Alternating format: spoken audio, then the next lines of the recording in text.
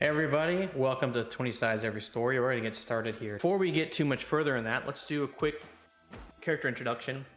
It's been a while, and we'll start with Alex, and I'll give you a couple prompts, just basic stuff. What's your character's level, race, whatever you want to say about their backstory that you think is relevant. And then what is their reaction to seeing a mind flayer? Have they ever dealt with them before? Is it brand new? Is it a horror? Is it exciting? What's their reaction to the mind flayer ship? Start with you, Alex. Hey everybody, I'm Alex. I'm playing Zephistopholes, a level 5 Thri-kreen ranger. He is by trade a bounty hunter, but he's a single parent, and so he's got his 200 children with him. He's got every day is take your kids to work day for Zephistopholes. And so he joined up with this crew because they were hunting some kind of thing that he doesn't believe exists, and it was an easy payday. But now that he is seeing this Nautiloid, he's excited because up until this whole thing that happened with this invasion of Macopia, things have been kind of boring. It was an easy payday, but now things are all of a sudden exciting, and he has definitely dealt with mind flayers before. He's had to deal with a few of them before. He thinks that they are very formidable enemies. Definitely some of the most challenging marks he's had to deal with, and so there's a little bit of that just professional excitement that's going on for him. But yeah, that's a little bit about Zephistopholes. Great. Okay, and we'll pop over to you, David. Same set of questions. Sure. David, I play level 5 Plasmoid Bard of the College of Eloquence. The name is Ichabod, and Ichabod was a homebody, pretty much spent his whole life on Macopia until maybe about 6 months ago when he got on a vessel with these other fine folk. And he fancies himself the emissary of Macopia, trying to, make good relations between his people and other species throughout the astral sea. I think probably has never encountered a mind flayer. Probably has read about the Illithid, so from an academic standpoint, is kind of interested and curious, and probably a little intimidated. But this would be the first actual encounter. Great. And over to your sister, Robyn. Yes. I play Placebo, who is also a plasmoid. She is a monk, 5th level, Way of the Open Hand. And her background was working on a fishing ship where she did a lot of the cleanup, which came very natural to her because she can just kind of suck up all the garbage and get rid of it that way. She tries to make herself very accessible to other humanoids, so she wears her little mask to give people something to look at when they talk to her. Her reaction to the mind flayer ship, well, first of all, Nautiloid ends in the same kind of thing as plasmoid, so maybe it's, we can get along all right. Or perhaps it's a mind flayer ship, but maybe there are other people on it, just like we were on the Astral Elf ship. So she's trying to be very optimistic that this is going to work out just fine. Yep, there we go. And then Koraz. Yeah, I'm Ryan Garthok, and I am playing Koraz the Hive. He's a 5th level Thri-kreen sorcerer of the aberrant mind variety. I would say that since he's been adrift in the astral sea quite some time, searching for the Phlogiston Spectre and the Hive, that he's certainly dealt with mind flayers before. So I think he's probably a little bit scared. He's fiending probably a little tougher than he is, but he's definitely gonna voice that he thinks these guys are a bunch of assholes. Great. And as you say that, Captain Sartel says, well, they're assholes that can enslave us and eat our brains. but I agree. And she just rattles her saber out of its, or scimitar out of its sheath. Prepare yourself. And I guess I should ask, where is everybody on the ship currently? I guess we can pop over to that. Let's pop over to the Moon Dancer. A new map. So I kind of just put everybody on the top deck because I don't remember where we all were, but I'll let y'all kind of help me out with that a little bit. We had a couple things. We had some thugs. We had a bunch of Hadozi. And then we had the captain. I'm imagining that she's at least on top deck looking at this horror. Where is everybody else at? I think if we were about 2 hours out from reaching the Rock of Brawl, Ichabod would have naturally kind of gravitated back towards the top deck. And certainly at the first sign of, slowing down, would have been curious to know why. So I think probably where you have looking on the map is pretty accurate. Okay. Yeah, I think with the thugs, I think these are little hammocks down here. I got a new map that I bought. I can't remember the map person's name. I'll look it up. But I bought. I think the thugs are down there. You think those are hammocks? Yeah, you said that they retreated. Amara and Baldric were the two remaining thugs, and after their compatriots were slaughtered in the battle with the Astral Elves, they aren't so engaged with the mission anymore. And They're just hanging out. They were going to try to overthrow everything, but they realized that would not be possible anymore since they all died. I'm just going to put the Hadozi just kind of like, they're just hanging around different parts of the ship, kind of doing different, like they just went right into action. Like they had no problems like associating with like what they're supposed to do. They're professionals. You don't get any feelings that there's anything suspicious. They're just kind of like wandering the decks and like, tightening things up and trying to, get the handle on the ballistae. And actually probably be one up there, like working on them. Actually probably two. So let's put a couple up there. Okay. Anybody else have any positioning preferences? Are there like crow's nests in this? That's what I was going to ask. Oh, were you going to go for that? Okay. All right. Yeah, I'm going to say there's a crow's nest right there. These new pings are freaky. I wonder if that's a module or if that's Foundry's new thing. Well, I think Placebo would definitely defer if Zeph found his way there. She wouldn't encroach, but she would hang out at the bottom of it just because it seems like a really cool, like it's a really big quarterstaff. So she's kind of hanging out at the bottom of the crow's nest. Cool. Yeah, I don't know if they technically do, but I'm going to go ahead and just make the judgment call because it's cool that there's a crow's nest at the top of this one right here. Yeah, if Placebo isn't up there, I think Zeph would maybe be up there just kind of looking out. Okay. Yeah, so you can be up there. Cool. Very good. So, the ship pulls alongside you, or you pull, the ship comes into view, it clears out from this asteroid, and you get a better look. And does anyone have a passive perception higher than 15? Good question. I have a 15. You have a 15. Okay, 15 is what I really was looking for, higher. So Zeph, you're up in the crow's nest too. So you're kind of like looking out and just seeing what's going on. You notice something odd about the ship. I'm going to share the image of the ship again and give you a bit of commentary on it. If I can find it, there it is. Okay, ready? Hopefully this won't be gigantic. Oh, this is so interesting. There's all these new options. How big is that to y'all? Is it like huge or is it just like regular size? It fit to screen for me. Oh my god. Okay. Sorry. So you'll notice something about it. The image makes it clear that this is a very damaged nautiloid. And it seems to be floating as if there's no control. And Zeph, you could definitely tell that there's been battle. This thing looks like it's been blown to shit. Damn, someone got to him first. Hey, there's something wrong with that ship. It looks like it's been, I don't know, looks like asteroids have just beat the hell out of it.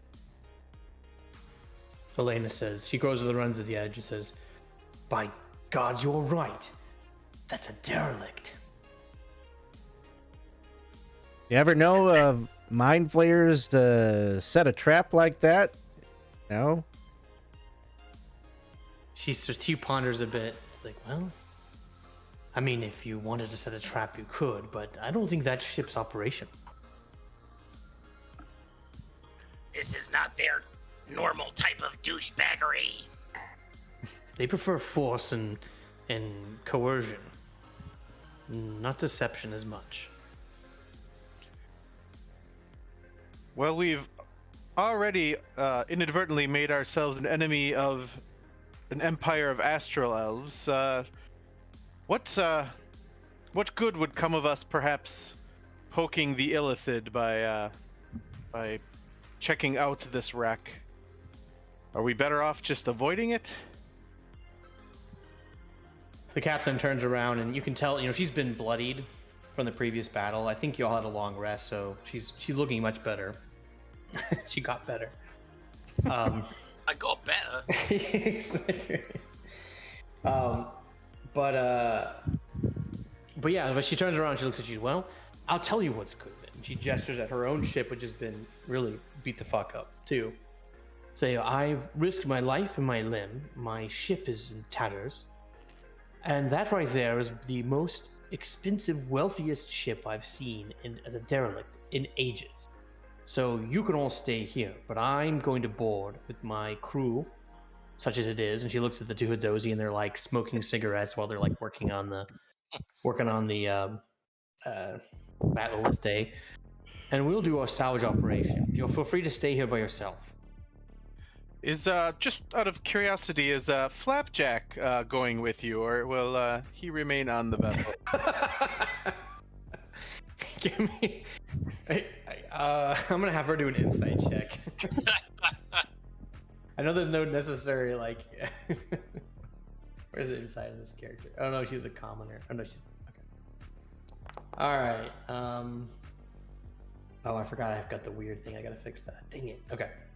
So she looks at you and she says, kind of narrows her eyes. She says, "Well, Flapjack's no fighter, so if there is anything left alive on the ship, I don't think it'd be wise to bring him. But he's loyal to his captain." Well, of course. I wouldn't assume otherwise. I would go along. Maybe there are some mind flayers that need our help, and we could help them, and then they wouldn't eat our brains. They might even prove valuable allies against the Astral Elven Empire. Brilliant idea. We should see if there is something we can do for these poor stranded survivors, if there happen to be any. I'm starting to see why our planet is being destroyed. I think I better go along with you for when your idealism is shattered. I'm with Zephistopholes. Every illithid I've met has tried to eat my brain, so when you go to shake their hand, I'm gonna need to be there to blast them with some fire. All right. Well, if we are going to depart, I will use my spell of motivational speech, which lasts an hour. I'll drop that in chat. Hold on. Okay. I'll cast it and it'll appear. You pull alongside this the ship, and several of you have high passive perceptions. You'll notice that there are some webs on the outside of the ship.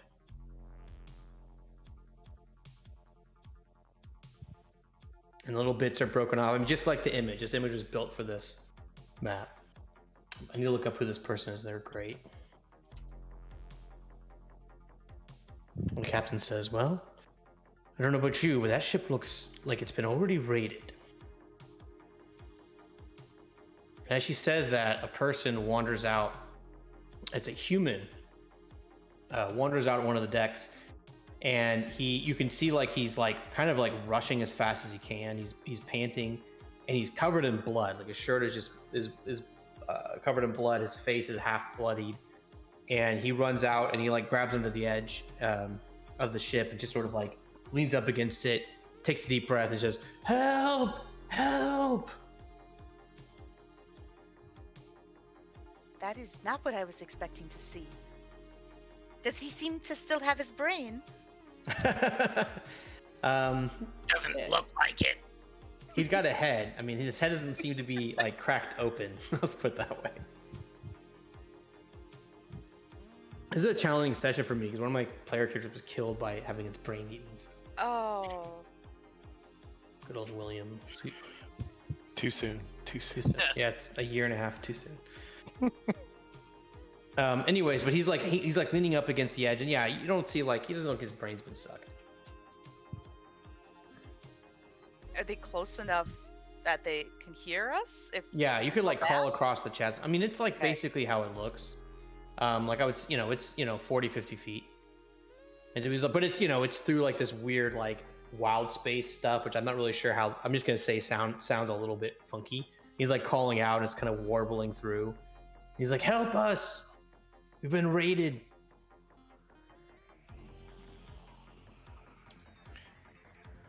I have many injured on the ship. What kind of creature is this that is calling to us? A human. A human. Okay. Is this your ship? He looks at you like, I don't know how well you can read expressions, Koraz, but he looks bewildered and a little bit like frustrated. He's like, "No, of course not. It's a nautiloid. I was a prisoner."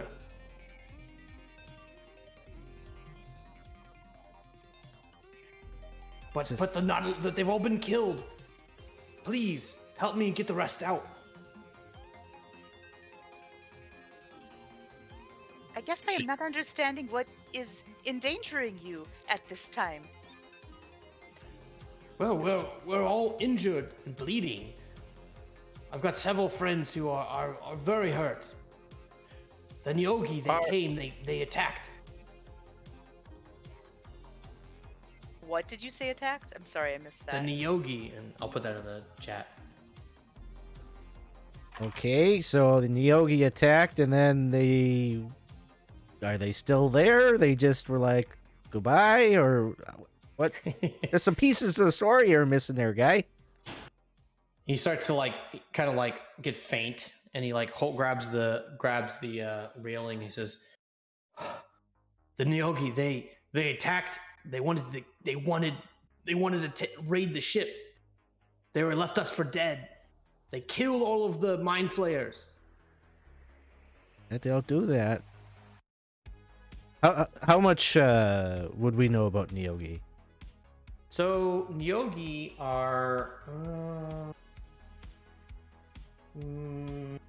You would definitely know about Nyogi. So Nyogi are like spider eel horses. I should have loaded an image. I forgot to load an image for them.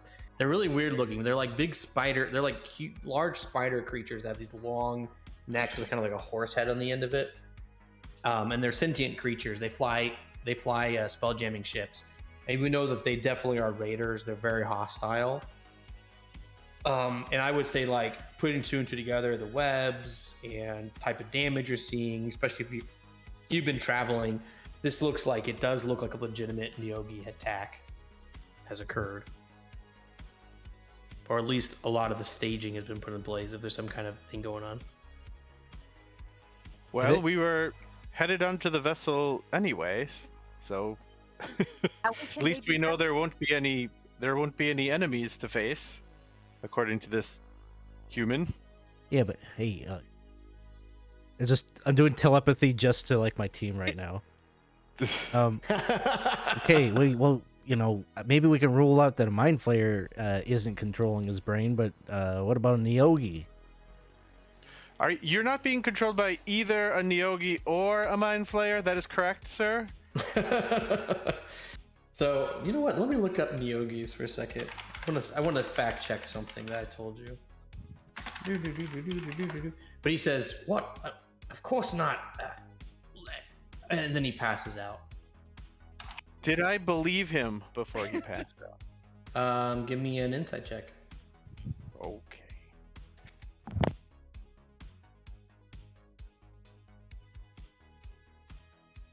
And whoever would be the most likely to have hunted or destroyed various space creatures, give me a history check. Go ahead and do it. Yeah. Check. I think that would be you. Oh no. Great rolls tonight. Starting out strong, guys. So yeah, Ichabod, you don't detect any type of deception, but you're also having a hard time reading him just in general because he's on the other ship. He's very bloody. He's kind of like looks like he's woozy, and he's like fallen to like down to his knees for a moment, and then with a 5 history, so of all the creatures you've hunted, you've never actually hunted a Neogi, so you don't know exactly what they're capable of. I will say that just off of general information, you wouldn't expect them to be like mind controlling types. They're more the types to like enslave people. Well, I guess there's sort of like a mind component to it. Yeah, I guess there is sort of a mind component. So yeah, so you know that they could enslave people with their mind powers. I should have told you that because you got a 5. My God, I was lying. I was messing it up. But you know that. However, that's not normally their MO. Their MO is just to capture people or take them.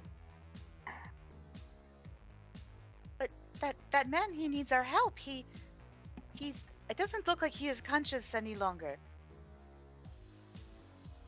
I would like to go help him.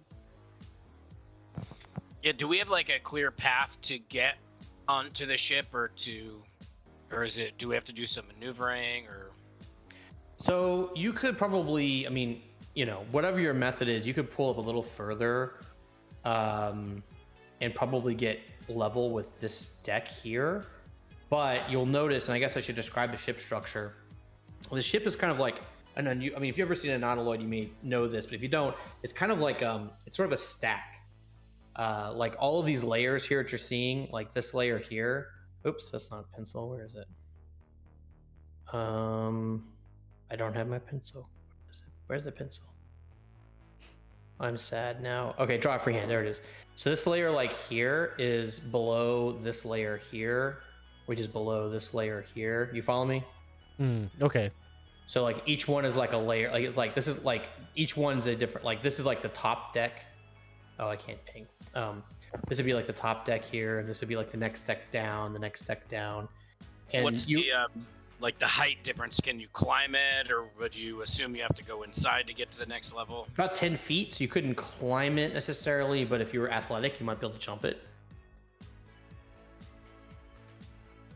But generally speaking, you know, you're gonna. I guess it's probably about 10 feet. It's basically like floors of a house, so a little tighter. Maybe we could drop off on the top level and start stringing some ropes so we could like easily shimmy up and down if we have to. Yeah, and what you would say in that situation is, because there's like the field of gravity, the way these ships kind of dock up, you could do that. You're level with this where he's at. Like that's why he's kind of run out to call at you. If you want to go up to that level, you have to have some way to like get higher to get to it. But you could, in theory, do that. But like the ship itself is well, I don't know. I'm trying to think how spelljamming works. What do you all think? Do you think that it makes sense if there's like a plane of gravity that the ships could like get higher than each other? Or would you be like sucked into the bigger ship's gravity plane and like be next to it? Oh. That's how I was imagining it, but now that I'm saying it, maybe that doesn't make. Maybe that's fine. Maybe we can fly higher. I would. Okay, so physics. I don't know how it works in Spelljammer, but like our ships are close enough in size. Maybe. I mean, if one's really big compared to the other, I think that might be different. But if they're closer in size, I would think that there could be some 3-dimensional movement. Okay. But that's. I'll tell you this. I'll say, like, no matter what, you've got Flapjack, who's an ace spelljammer. He could get you up to this spot if you want. Like, we can figure it out. Oh, you can do ropes or a ladder or some shit. So really, basically, anywhere you want to drop off, you can. Oh yeah, we could launch from the top of your crow's nest. And Yeah. just Do like a flip. Just, you know, do a Captain Jack Sparrow out, you Right. know, over the sail and do a jump ski. Do we have enough rope and grappling hooks to make that work? I know I've got one, but I don't know if other people do or if we just have them available to us on the ship. I mean, I'm sure there's enough rope somewhere in the ship, so we don't need to track it. I have a grappling hook, and it looks like 2 sets of rope. I don't know how I got that, but That's what my inventory says. I think that's what Zeph would want to do. He's not as he's suspicious about all of this, and he's figuring that something bad is going to happen. So he wants as many contingency plans in place as possible. So what's happening with this one that's kind of odd is you're in this like raised deck area, and then what's happening is you have stairs that lead into the interior of the nautiloid, and you can see from your stairwell that there's just an absolute chaos of destruction of dead humanoids and some other things, and amidst all this cargo. And Bonoto would tell you that this right here, this deck here and this deck here are the same, in case you can't pick that together. And what he's saying is this is the area to the mess hall. He's like, don't go in there. There's a horrible creature trapped there. He's a liar. What does he lie about? Yes, how do you know he's a liar? Because we trapped him. Are you expert fact checkers? I lack context to make sense of your words, sir. No, I mean he's a Nathalgu. Nathalgu. Do you know what a Nathalgu is? Mm-mm. Is that Maybe? something Ichabod might have researched?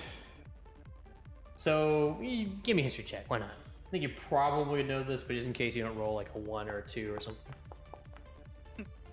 Man, not You great tried. rolls. You know what a Nathalgu is? You know that a Nathalgu is a brain eater. It's often used as a pet for mind flayers. They are sneaky, and they basically try to devour as many humanoid brains as possible. Once they acquire enough humanoid brains, which you don't know yet from your roll what that exact is, you just know that if they get enough humanoid brains, they kind of like sail off into the astral sea, sort of satisfied. Well, But the mind flayers like to keep them as pets. wouldn't the safe thing be to eliminate this creature? I mean, it's eventually going to get out, or some other unsuspecting victim is going to open up that hold after we leave. Maybe we just destroy the ship after we leave. Our captain is up there hoarding a bunch of ammunition, so maybe we destroy it and the ship. Kind of like we did with the Astral Elves vessel. Just destroy the ships and all evidence of our presence. That seems to be our MO lately. But is it going to just blow up like in a demonstrative fireball, or is this going to send this thing sailing off to who knows where? And then it like latches onto a ship, and then you make there's like a whole story that happens about eating brains. Then I would feel very responsible for that. I don't like that feeling. Ichabod's getting the sense that maybe Zephistopholes just really wants to get in a battle with this thing, so he kind of pats him.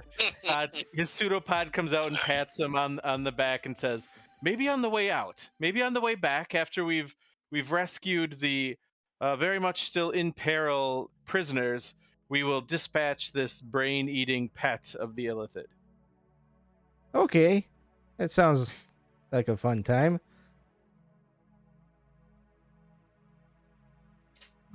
Okay. Koraz Well- is checking to see if his brain is still there, making sure. Bonoto's going to look at you, and he's going to start to go down the stairs and say, well, I'll show you the way, but I mean, yeah, your funerals, maybe mine, actually. So he'll take you down the stairs, and anyone who follows him down, you will see exactly what you're seeing on the map. Basically, it's just an absolute chaos of death and destruction. Any interest in looking at the bodies or looking at the cargo or anything in that area? Yeah. I would like to check out the see what types of bodies. I want to see if I see any mind flayers anywhere. Okay, that's good. So, go ahead and give me an investigation check.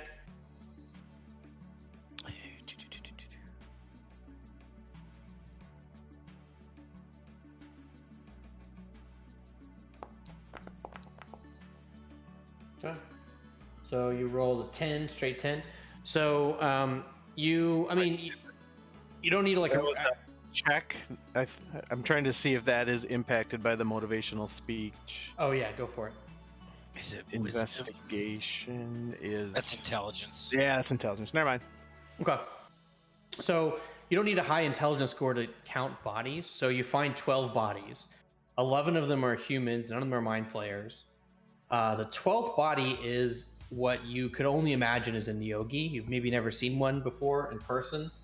It is a large spider creature with like eel neck and a horse head. Just very nasty looking creature. And let me see if I can maybe I can find one in the monster manual to show you. Is this the body of it? Whoa. Yeah, that's it. Oh, I'm getting child bombed. Let me see. I think there's a way to like show the art of a token, but let me see here. I don't think Zeph learns child bomb until level 7. All right, I'm gonna put this in just like a random spot and see if I can show the token artwork. Yeah, does that come? It doesn't really show you much, but I think it's not until level 8 that you get the Lego and foot. Yeah. The Lego Caltraps, yeah. So imagine that head and neck attached to a spider's body. That's what you're I seeing. don't want to imagine that. That's the fuel of nightmares. Yeah, it's pretty nasty looking. It is a scary creature. It's technically a small creature. Maybe it is small. I don't know. I thought it was I big. think so. It's small. Yeah, interesting. Okay. Well, regardless, they've killed it and it's dead. So it's been skewered. And if you look at with the investigation check of 11, there's lots of strike marks on everyone, but you can definitely tell that a few of them have, like, actually all of them you would tell, even with an 11, or with a 10 rather, you would tell that they're like they're killed by circular bite marks, including the Neogi. Dracula's been here, guys.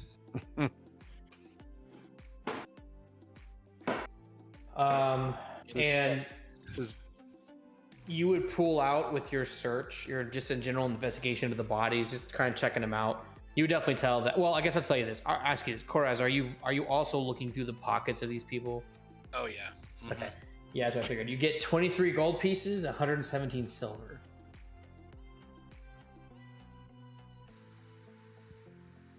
But nothing fancy. Gotcha.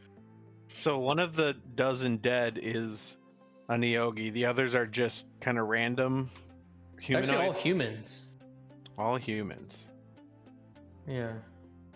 And you see scimitars everywhere. And I'll tell you what, why don't you give me an investigation check as well, Ichabod? Because you're kind of questioning, like, the assortment. I'm just like, oh, it's horrible. All these dead bodies everywhere. Just, it's hard. It's chaos. It's destruction. I'm saving all my good rolls for combat. I will try to clean up some of the blood and I might turn like a little deeper shade of pink as I'm cleaning up this area. Blood and bubblegum. Yeah. Subhead, yeah. But I am worried about these humans who have died by this injury. I am proficient in medicine. Would I be able to kind of take a look and see if it looks like it was caused by a tool or like a natural kind of thing? Or Maybe a medicine check. You're picking apart you're looking at one of the bodies and you're sucking the blood out everywhere and like getting a really good look at the wound. That's right. And with the 16, it's absolutely a bite mark, and it's not just a regular bite mark. It's kind of like this, like I mentioned earlier, it's like a circular bite mark. Kind of thing, like lamprey eel, or I'm confirming with some artwork here. Yeah, it looks like someone put a like bladed suction cup onto someone's neck. Ooh, okay. The fatal hickey, yes. Yeah, it's a fatal hickey for sure. And there are other marks too. There's a few claw marks. With your medicine check, you would assume that this was not from the Neogi or other humans or mind flayers. Something else killed this guy, killed all of these people. Do you think this Is the guy who he's with us in the room? Yeah. Yeah, I'll move him down there. Is there something you want to tell us? Open He your says- mouth. Open your mouth. Let me see your mouth. He looks at you and just like, and what's the term? Incredulously? Incredulously. Thank you. Yeah. God, I can almost say it. I mess up every word. And he says, "You think I did this? Me? It was obviously the disgusting creature we locked away." And he opens his mouth, and it's just human teeth. A few crooked, one missing. check. Now we've ruled you out. Yes, please take no offense. We must be cautious, you understand. This is quite a macabre environment you've invited us into. So the Mind Flayer's pet tried to suck out their brains, or did suck out their brains, is what you're saying? I don't know. It just went crazy and started attacking as soon as it was released. And as you move to the door, Zeph, you hear a human voice call out, and it says, "Help me! Help! My name is Jasper." Not Poppy Tail, but Jaspy? Jaspy. It's Jaspy. You got a card game going in there? I want in. He's like, "Don't believe that person out there. He's not a human." Oh, not a human. I already No, knew but that. I am. Oh, We had a big fight with a bunch of Surlons, and they locked us. He's like, "Shut up! Don't believe anything he's saying. He's a Nethalgu, whatever the hell." mm-hmm. Because I'm not a Nethalgu. I'm a human. I'm a pirate. We tried to raid the ship as a derelict, but there were Surlons on board, and they started attacking. Let me out. That would make sense. These dead quote-unquote prisoners were awfully well armed, judging by the scimitars, which are nefarious and infamous weapons of, corsairs. So maybe we should treat our friend Bonoto here with just a little bit more cynicism until we can get to the bottom of this, he says as he kind of continues to back away from He says, That "You is so fools, smart, you brother." see." Go ahead. Oh, I was just going to say that is very smart, brother. My idea was to kill both of them, and then we would for sure have the culprit. But I like your idea of trying to figure out who is right. I like that idea. Put them both in the cage and they can figure it out themselves. He backs Well, up in fear with his hands up. Kill both? If you let that thing out, did you see what it did to all those people? If I were the monster, I would be killing you. Just like No. You would want to come on our ship so you can kill all the people on our ship, and not just us. You're mad. Well, if just to be on the safe side, we could incapacitate you. We have plenty of rope. We could tie you up and just kind of keep you here while we do a little bit more investigating. You can see he starts to look nervous. He says, "Okay, I'll tell you what. I'll show you where the spelljamming chair is, where the captain's quarter is. I've already explored. There's several treasures up there that you may find useful.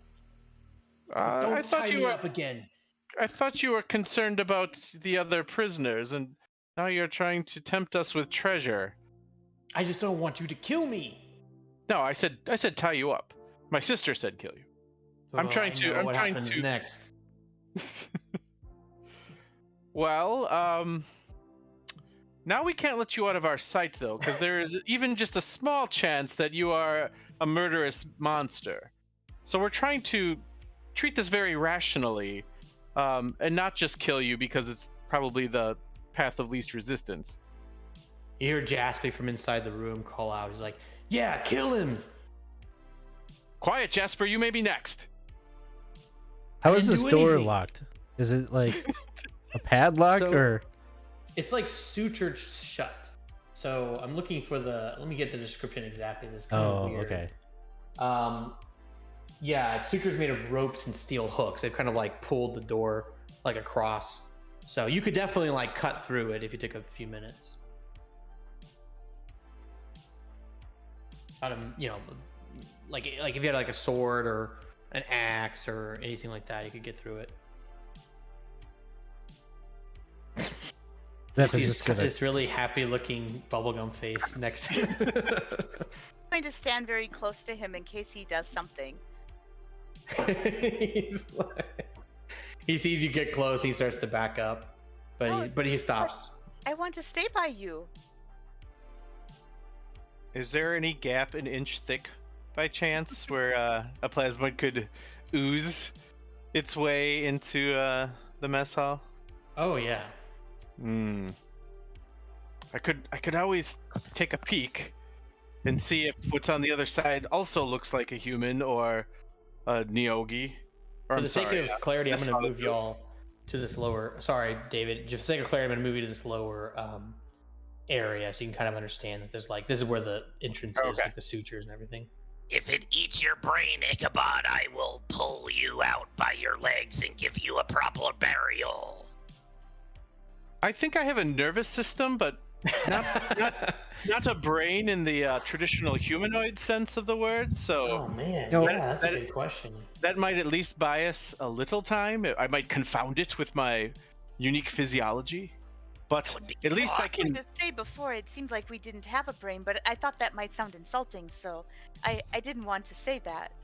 What if I just put a stalk, a pseudopod stalk with some visual receptors, just to get a quick peek, like a peephole. Can you do that? I know you can make a pseudopod. Can you put eyes on it? Well, I think if you can kind of make your head and limbs wherever you want. My thought is I could make the pseudopod just come out of the front of my face or anywhere. I Because mean, I think the way the physiology works is they just have, Mhm. sensors sensing, tissue. So, what I'll say is if you go into inch form, like the squishy form, you can do that, but you'll lose your stuff will not you'll have to disrupt your structure enough that your stuff won't Okay, yeah, but it's that makes sense. Yeah, the pseudopods specifically says it's for manipulating, so I well, that's totally- okay. I'll still let yeah. you do it because it's basically like you're going into inch form and you're putting your face through. Like you could do that. Okay, so that's what Ichabod's gonna do. Just kind of go shapeless and just a very thin part that can see is going to take a peek in that room. Okay. And when you peek in, you don't see anything. I think. Let me double check.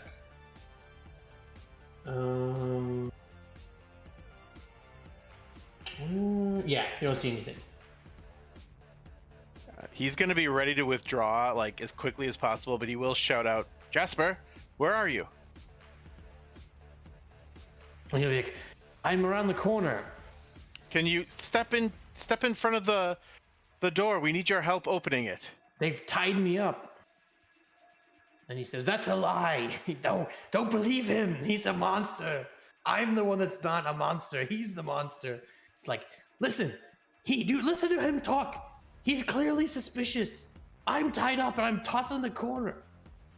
And you would know that there was a kind of a corner that was hard to get around. Yeah, Ichabod's gonna just continue to stretch, hugging that corner, and just periscoping around the corner just to get as much of a glimpse as he can, and again, just have the rest of his or the bulk of his mass still on the other side, or as much as he can keep on the other side of the door. I'm gonna say that for you to get full coverage, you're gonna have to slip through. Like you can kind of poke your head around and get like a heart. You can see a little bit, but you can't see in this corner. Okay. You can't quite see in this corner because there's debris and stuff. All right, so You don't see anything. You don't see anything in this corner. You don't see anything over here. Like this whole area here is completely. It doesn't look. You see lots of blood and damage, but you don't see any creatures. But you don't get full coverage in this room. Can you hop or roll into the center of the room? If you are a human, I would expect you to have some measure of mobility, even if it's awkward. Okay, he's gonna say, I can try. And you hear a crashing sound from this corner. It's like, I didn't get very far. oh, he's trying.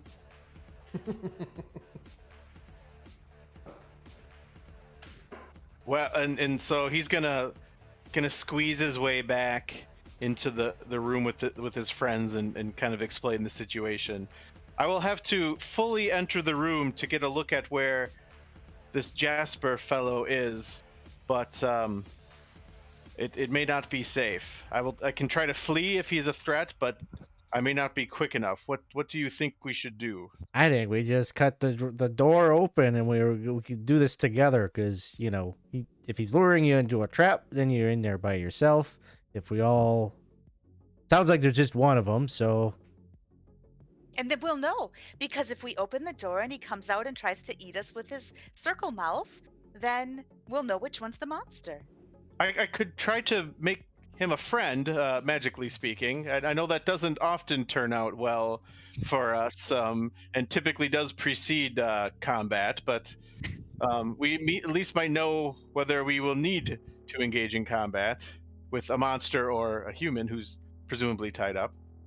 Maybe let's not make him hate us right off the bat. Yeah, I mean, we don't know. We might be kind of likable if we just try to, you know, talk like without the magic. I bet he would be very happy if we're not the ones that are tying him up and throwing him in a room.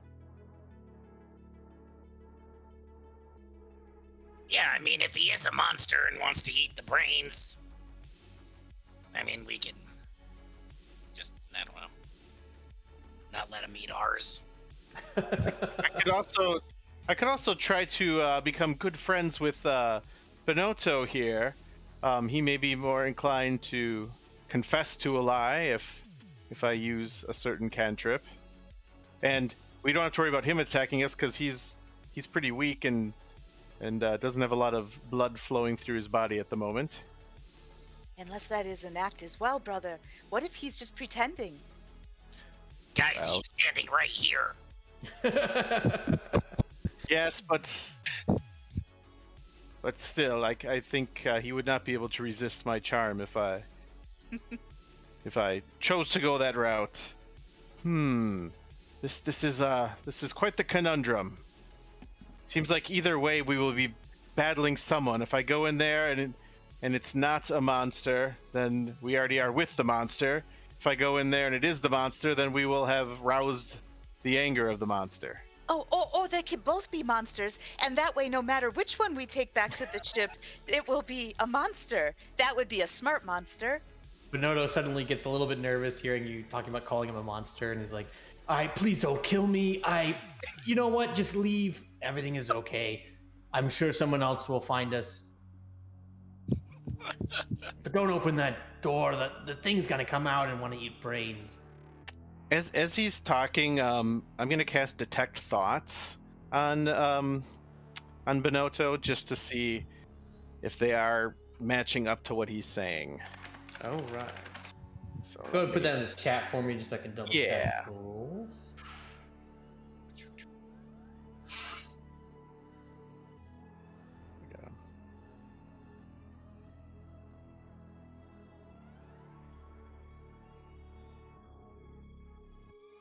Wow.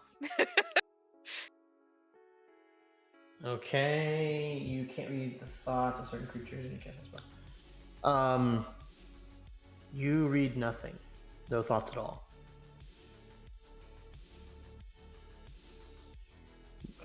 Not to alarm anyone, but our friend here, Bonoto, lacks thoughts. He's like, I don't know what you're talking about. That's because something else is controlling him. I think maybe we ought to tie him up. Yes, I think you should be tied up. If you don't have any thoughts of your own, that is quite dangerous. I promise I do. There must be some other explanation. Fine, tie me up, open that door, and you'll see there's a damn Nethalgu in there, and then you can believe me.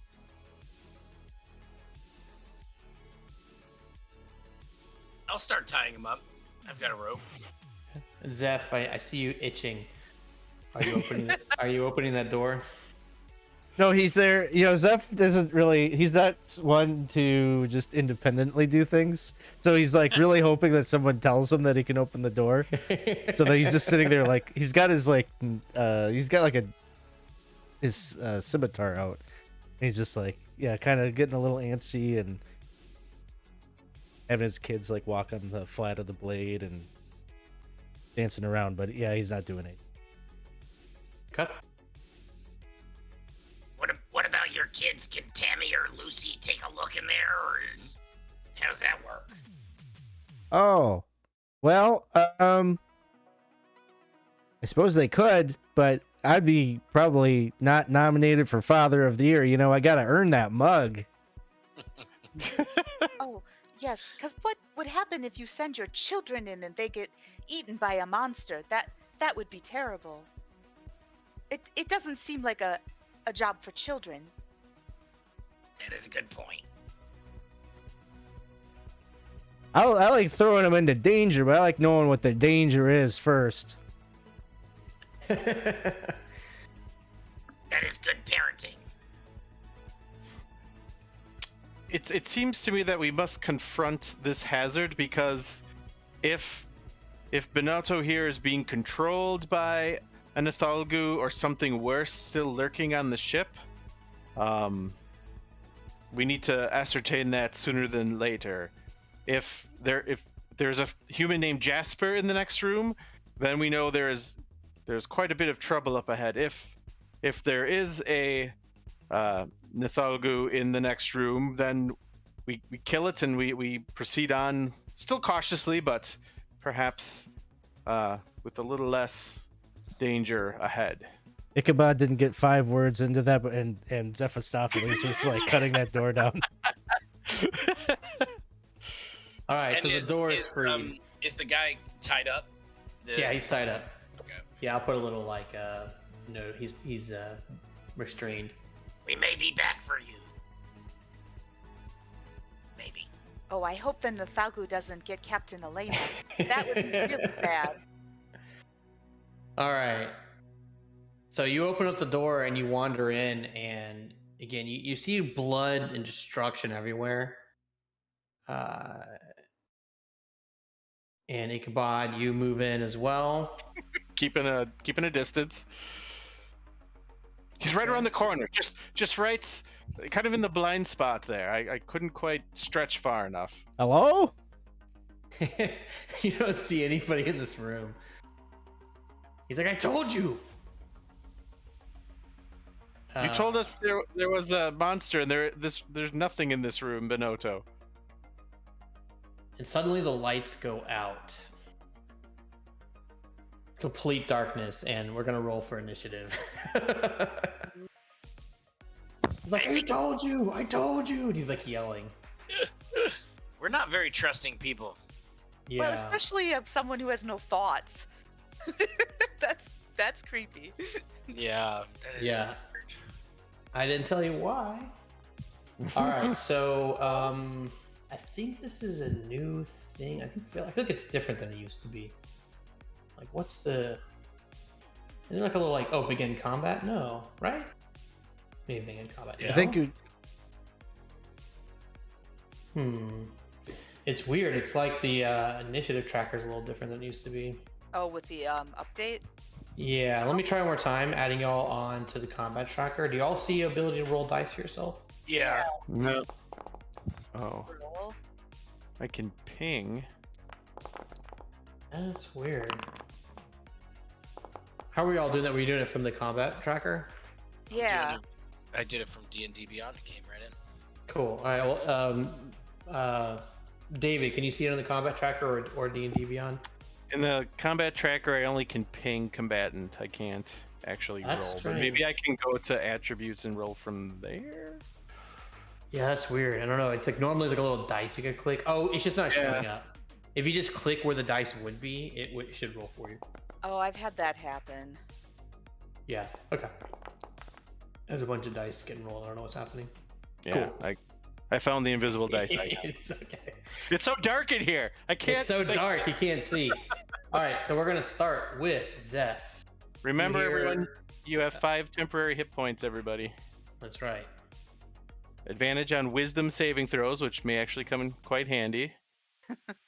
And if something hits you, then on your next turn you have advantage on your next attack, and it doesn't seem like it has to even be against the attacker. Nice. I think it lasts as long as you have the temporary hit points, right? Yep, if you lose Yeah. temporary hit points, then you lose the other benefits. Okay. All right, so I actually have blind sight out to 10 feet. Because I So have... the darkness is outside the room that you're in. So it's Oh. it's bleeding into the room a little bit, but like this I'm not in it wall right now. would be like protecting you.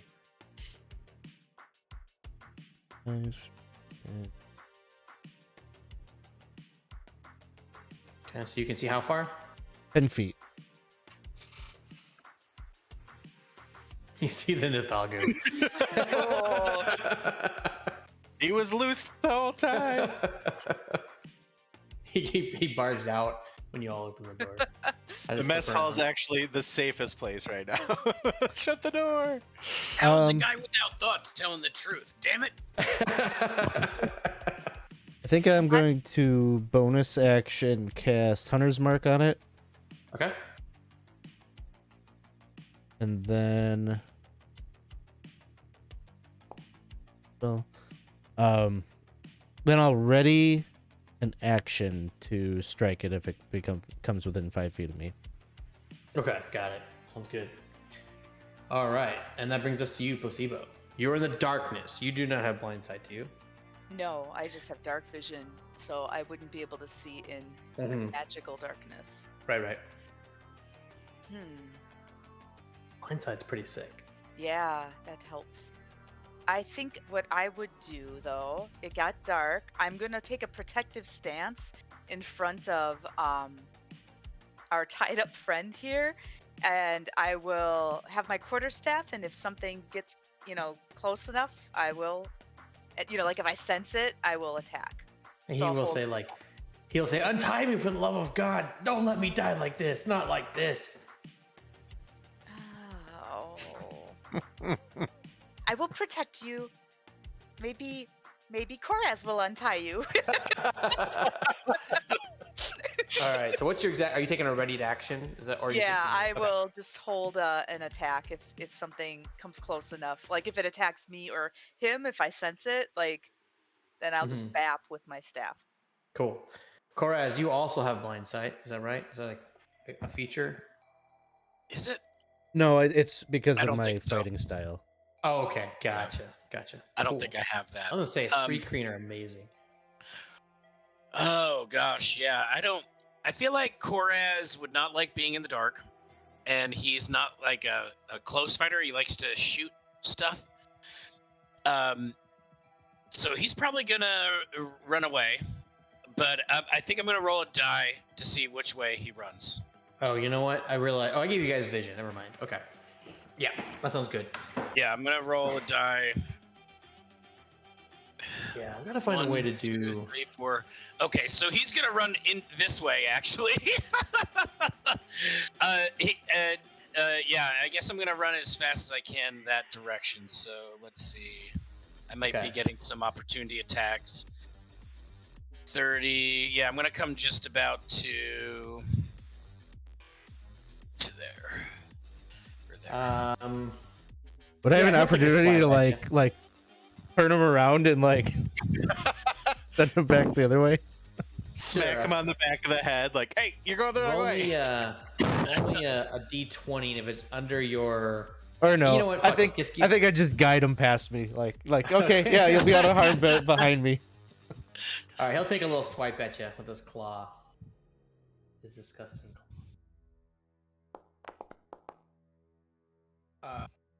That's probably gonna hit 20. Yep. Mm-hmm. So I'll tell you what, you get as you run by him, you get swiped for 4 damage. So you would Okay. definitely know where he is now. Like not enough to you still have disadvantage on attacks and all that. Yeah. But you have a sense that he's out here somewhere in the dark. Oh god. You ran past him. Okay, and he hit me. So for 4, so I've got 1 temporary hit point left. So yeah. Oh, sorry, I didn't mean to do that. No, I have to see the creature. I definitely don't see him.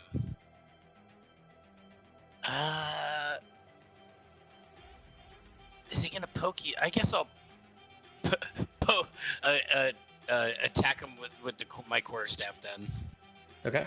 And that would be with disadvantage, but you can make the attack. Okay. Definitely don't hit. You do not. All right. I guess I'm gonna stay right there then. All right, Ichabod. You can see the darkness a little bit from your place in the building, in the room. Right. So I see it kind of overlapping there, but I saw.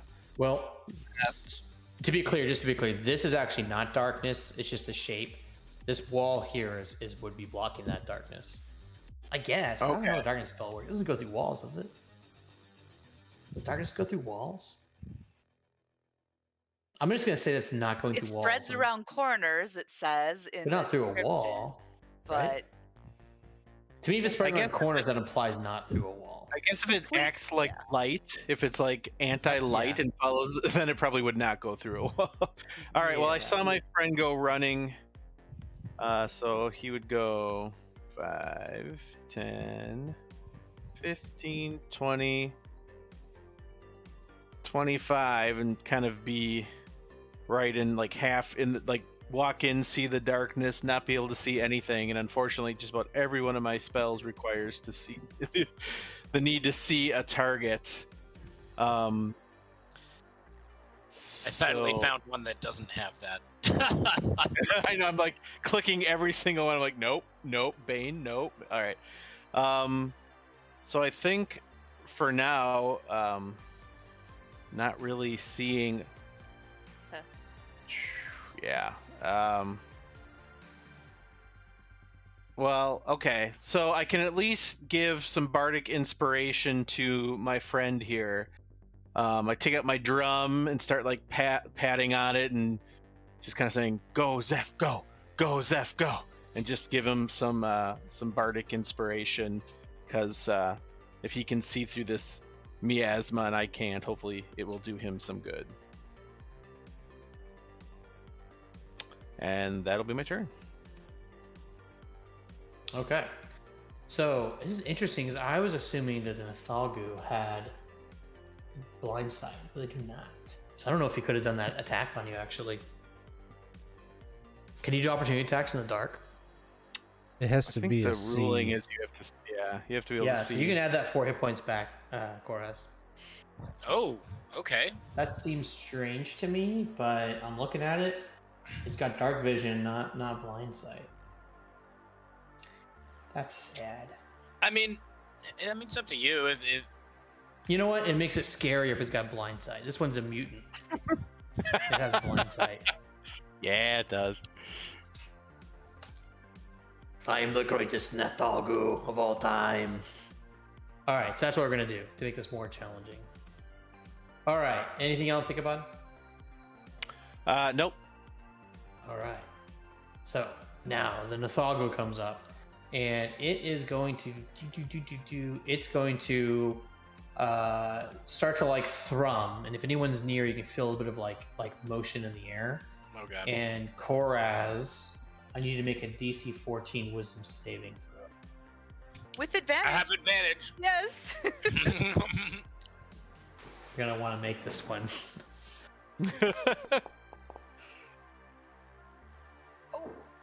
Is it a 13 or is it a 13? Hold on. Ah, damn it. What is it? All right, A 13. Yeah. Did I not make Okay. it? You did not make it, so you're going to take some damage. You'll take 8 damage. I thought I had a plus on my wisdom, but I guess not. You got a +1. I think it's counting it, though. Shit. Damn you, Foundry. I'm pretty sure it's 13 net result, though. Yeah, well, I'll take it. Yeah, I can't read it the way it's doing it, but Okay. I'll take it. See if it showed up in D&D Beyond, too, and I'll try to, see if I can figure it out. Because, yeah, if you did hit it, you would hit it. On a failed save, you take 9 damage. You take that 8 damage, rather, and you are incapacitated. Ooh. So this creature sort of thrums, and you feel this psychic burst of energy inside you, and you go limp.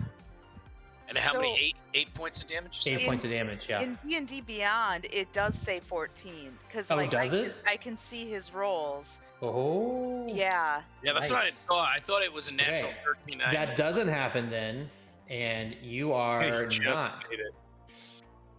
Damn you, Foundry. Okay, Oh my God. cool. Yeah, so he does that, and nothing happens to you, and then he goes invisible as far as blind sight is concerned. He's out of your range. Oh man. Bonoto starts to try to bite at his restraint. No luck. Zeph, you're up. All right, I'll move here. Nope. It's like Battleship. How far is it? 10 feet. 10 feet. Okay. You see him. He's outside the cone of darkness. Or Okay. outside the little darkness bit. So I'll move up to here and start taking some swings.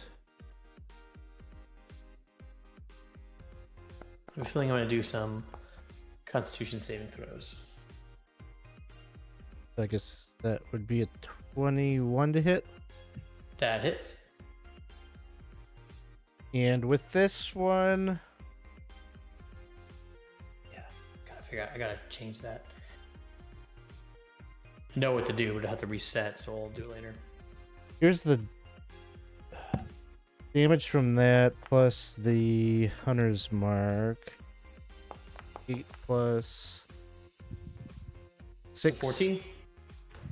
Yeah, 14 damage. I'm gonna have the little hatchlings are gonna scoot under the thing and move them 15 feet horizontally back, further back. Okay. So 15. first con save for the darkness. It saves, and you're scooching him back away from you. Yeah, like further that way. Got it. Like here. Yep.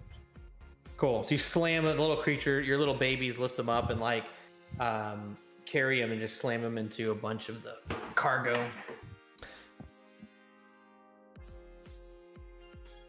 Anything else? I shouldn't have done it like that, but that's how I did it. I'll move up. And you're like, kids, stop. too fast.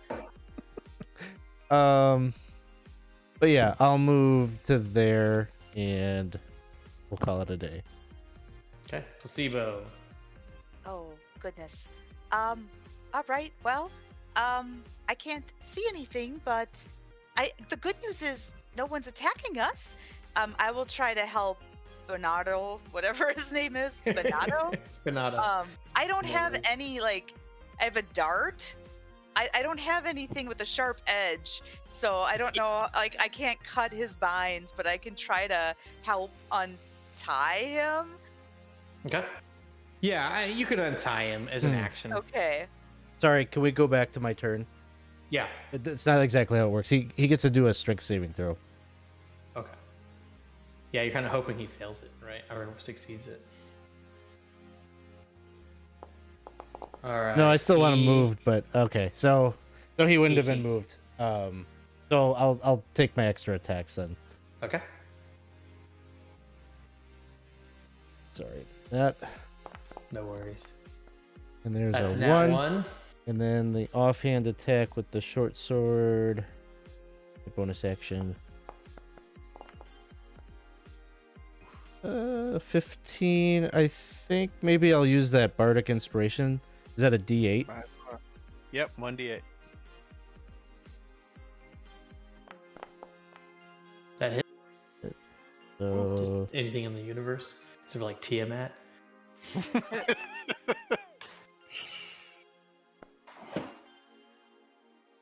Tiamat's actually in the lowest level of the Nautiloid. -6. Is that right? yeah, I think it should be 6 damage. Yeah, because it's your offhand, so you don't get like the bonus, right? I don't think so. I don't think I have All anything right. that gives the bonus. So Constitution. And the saving throw. That was close. Saving throw makes it. So the darkness is still up. All right, now Placebo, you're up. Okay. I will untie this man. And but I still recommend you stay close by so we can protect you.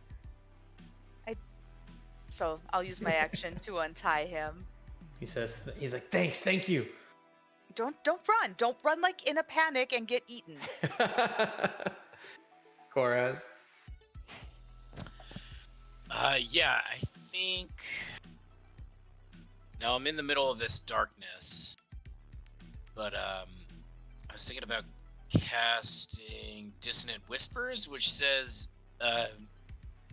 you whisper a discordant melody that only one creature of your choice within range can hear. I don't think I need to necessarily see them. No, within range. Interesting. Okay, so target must make a wisdom savings throw. On a failed save, it takes 3d6 psychic damage and must immediately use its reaction, if available, to move as far as its speed allows away from me.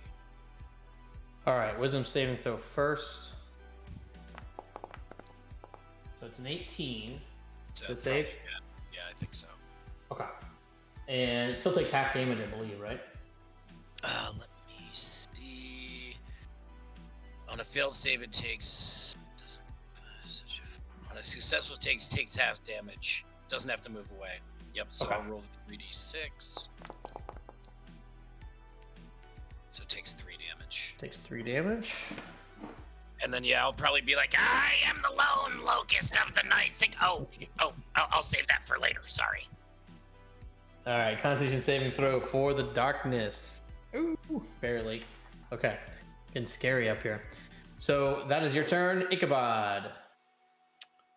All right, Ichabod's gonna just start slowly moving through the darkness. 5, 10, bumps into his friend Koraz here. Oh, pardon me. Goes this way. 15, 20, 25.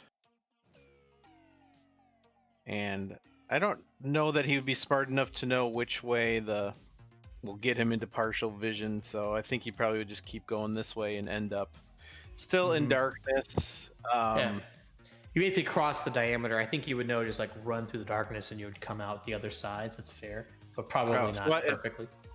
All right, so I can kind of see the creature now. I'm gonna say that like you are right at the edge of the darkness. Like Okay. you don't necessarily maybe even know that, but you would have in your mind, but keep running. I'll probably eventually get out of here. All right, so I am just going to use the dodge action then, and hopefully get out of the darkness next time, because I can't see anything. I don't really know where anybody is other than Koraz. All right, take the dodge action. Good to know. So the Nathagu, what's it gonna do? It's got a lot of problems right now because its main thing didn't quite work. It's just gonna try to. I know. It was trying to like knock out Koraz, but it has an ability that it can take your brain out if you're unconscious. It's not like I'm doing much with it anyway. The So old he's just 1-2 gonna- squish.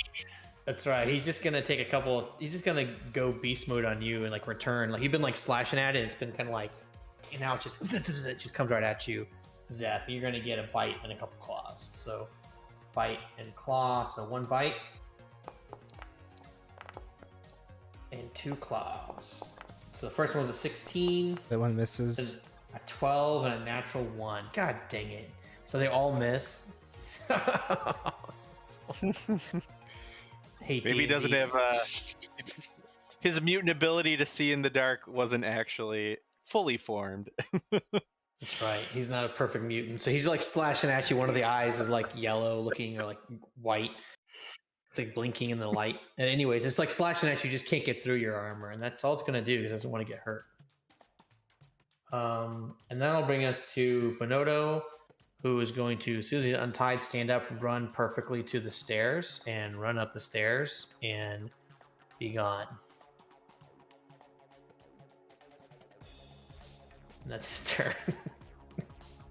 That brings us to you, Seth. Heading back to his puppet master. Yeah, you wouldn't be able to see any of that, I suppose. I should have narrated that, but yeah. Anyways, but he ran up the stairs. Rit. Oh, And there's the crit. All right, so crit. Do your damage. Are you doing all the stuff with the animal or the animals, your babies and everything? No, I think I'm going to play it correct this time. Okay. Oh, this foundry thing makes it kind of rough. Yeah, I gotta. What it is, it's the I forgot that this particular module doesn't play nice with D&D Beyond, so I just gotta pull it out. So the damage is a 5. I'm just gonna roll 3 more d6s to account for the other 6 from the scimitar, and then 2d6 from the hunters. Got it. So additional 12. So 17. Is that the total? I think so. I'm unable to see the results there. Yeah, I'll have to. I'll try to turn it off midstream and see if it doesn't like totally crash everything. Let me just try. What's the worst thing that'll happen? It crashes everything. But it's 17 for my counting. You can see it. Yeah. Here's the second attack.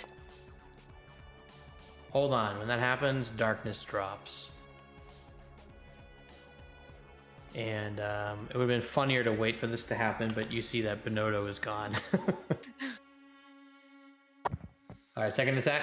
Second attack was a 14. 14 hits, just barely. Well, now that this darkness is gone, I think I'm just gonna have my children's here do some extra damage. So 3 Additional points plus 7 total.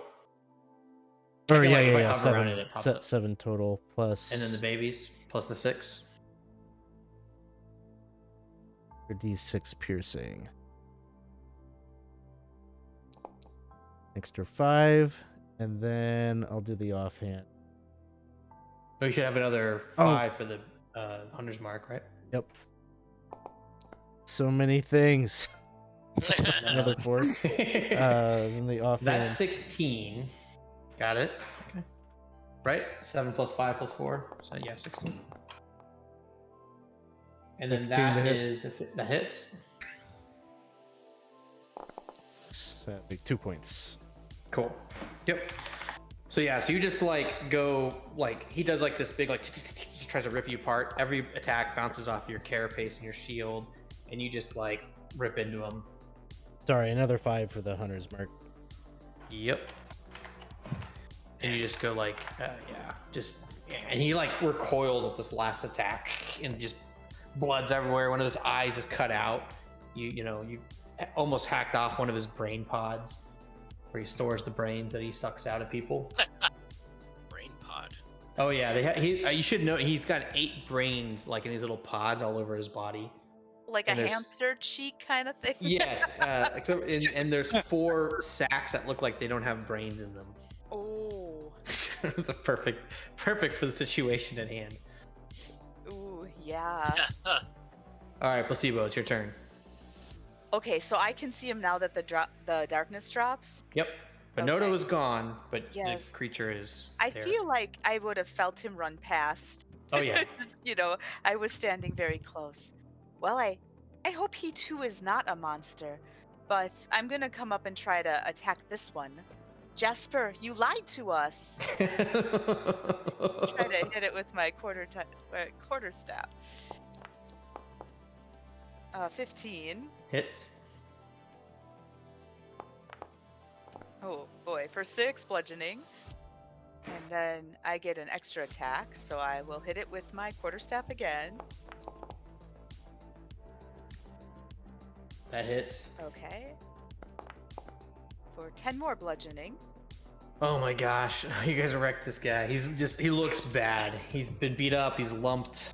Just blood oozing out, weird colors like orange and green and purple. Mm, Multiple different fluids.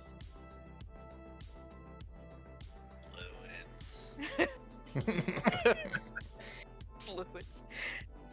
Okay, that is all I will do.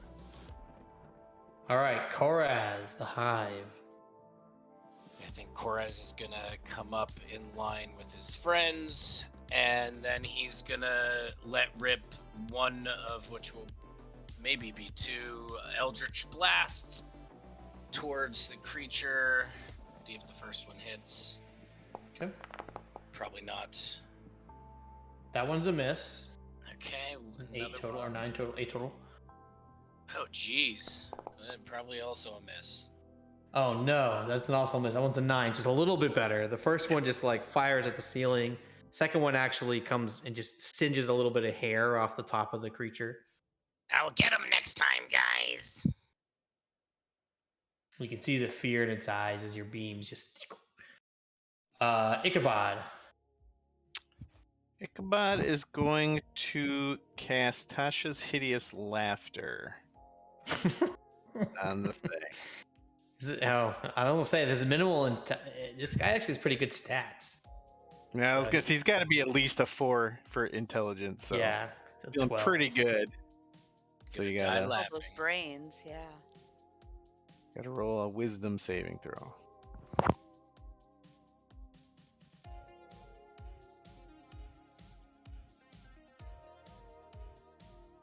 My bad. I gotta roll a wisdom saving throw. Boop, boop, boop. Okay, I'm glad I didn't die laughing. So it saves, but I think it still takes damage, right? Or is it just purely a save? No, I think it really is just trying to incapacitate the thing that's trying to incapacitate us. So just gonna move a little bit more away. Okay. And that'll be my turn. So you can see the fear in the creature's eyes as it one of the brains starts to like kind of like move around and like glow like weird like a fluorescent color, and then it casts a spell and it starts to climb up the side of the wall and climb up to the top of the ceiling in a panic. You may take an opportunity attack. Not Koraz, Zeph and Placebo. Oh, okay. That's a hit. Damn you, Fantasy Foundry.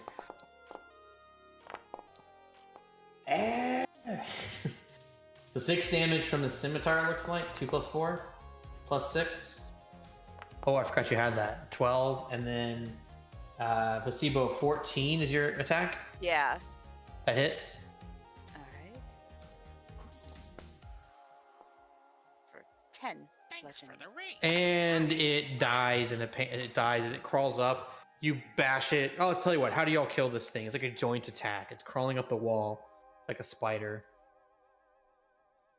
So how did you aim finish for it? one of the brain pockets and try to like pinata a brain pocket with my quarterstaff. Yeah, you crack a brain. It's like a baseball strike, and it goes flying across the ship and splattered against the wall. It's like a green fluid covered brain, and just flips down. How about you? I think as it's starting to crawl up the side of the hull there, or up the wall, I'm just gonna like grab hold of some of those tentacle stalks, and as it's like crawling up to the ceiling, I'm just like repeatedly stabbing until it reaches the top, and then I'm crashing down with it, trying to like position myself to like fall on its body so I get a little cushion. Yeah, and its spider legs like kind of like curl up like a bug. The brains are splattered, and it dies. Poor Jaspy the Nethelgu or whatever. And it's dead, and you see this corpse, and I'll put it there just for a moment so you can just get the full satisfaction of wiping out the beast. Thanks for the raid, Night's Fall. I think have I seen you all around? Look, I've seen you all around. Thank you for coming over. We're playing a little bit of Spelljammer tonight, and the party was deceived by a creature, but they got what they wanted, which is fighting a weird space creature. So that has happened. It's dead. Anything you would like to do with its corpse, or in response to Bonoto running away, or just in general? Ichabod would kind of walk forward and say, "So, Bonoto was an illusion as well? Maybe a manifestation made by this creature?" Because from his perspective, he just disappeared. He was all tied up. The darkness came, and then when the light came back on, he was gone. I untied him and he ran. I was gonna say my rope is over there, so. But he didn't have thoughts. Do we think that's a problem, or was it an effect of this creature? Maybe blocking telepathy in this room. I think he doesn't have any thoughts because he's like dead, and somebody else has some thoughts that are controlling him.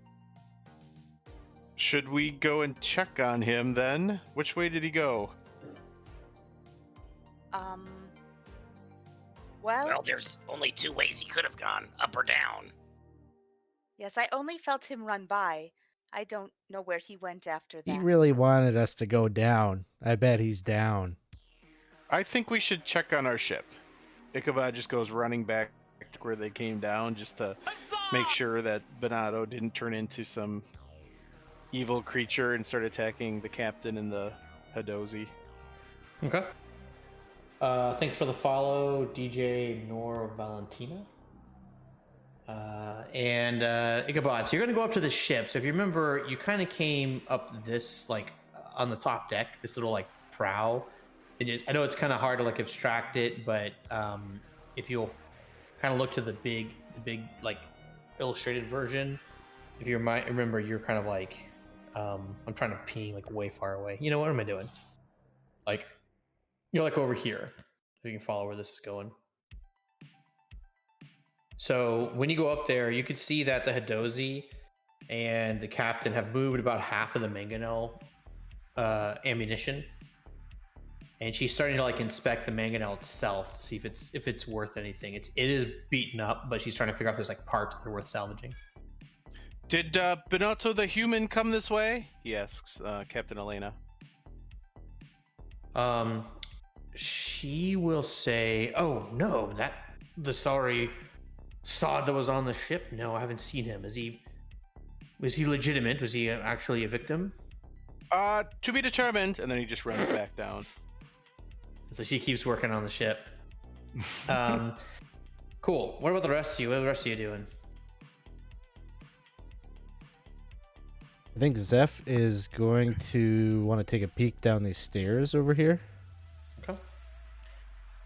So I'm just gonna go ahead and move you down there just so you can kind of see. You be coming out down below here, and when you come in, you realize like you're in what looks to be like a living quarter / hold, or maybe I guess the mind flayers have little beds and blankies and pillows. Aww. Elephant slumber party. Maybe it's for their mind slaves. Just picture They don't make their beds though. Look at how messy that is. They were raided in the middle of the night. One of them had a really bad dream, just like flipped his mattress. Anyway, sorry, this is a beautiful map that I did not make, but it's great. But you do see that there's like this jail cell looking area, and there is a door. The door is ajar. I'd like to stealthily maybe try to poke my eyes through there and see if anything's stirring. Yeah. Whoops. You probably see something stirring. Well, it's too late. I didn't hide that token. So you see a couple things. So first of all, it won't take much. Oh, I don't need honestly, any I didn't see it until you said that. See what? Anyways, my fog of war broke, so I'm trying to like trust the players and accidentally revealing things. Anyway, so what you see in here is you see mostly what you see. You see a beheaded mind flayer. It is wearing a beautiful breastplate that's in pristine condition. It has kind of a tentacle motif on it attached to the body, but the head is missing. There are 3 large, unusual-looking creatures. You would probably, I don't know, give me a history check just to see if this is something you've dealt with before. Because you're a bounty hunter, you've probably dealt with these creatures before. You have not. But I don't know anything about them. Yeah, you're like, I just kill the things. Weird big guys. Like, you know, you've heard maybe like, you know, there's all kinds of aliens out there. Like, who knows what this is? You've not officially hunted this one. You've killed them all. I mean, come on. That's right. But you'll also spy from your position that it looks like I think a plasmoid corpse and a couple humanoid corpses over here and here. This looks like these are maybe the prisoners that the mind flayers were capturing. and you thought you saw for a second some kind of motion on the other side of the jail cell. It peeped at you and it peeked back. I'll go back up and report what I have found.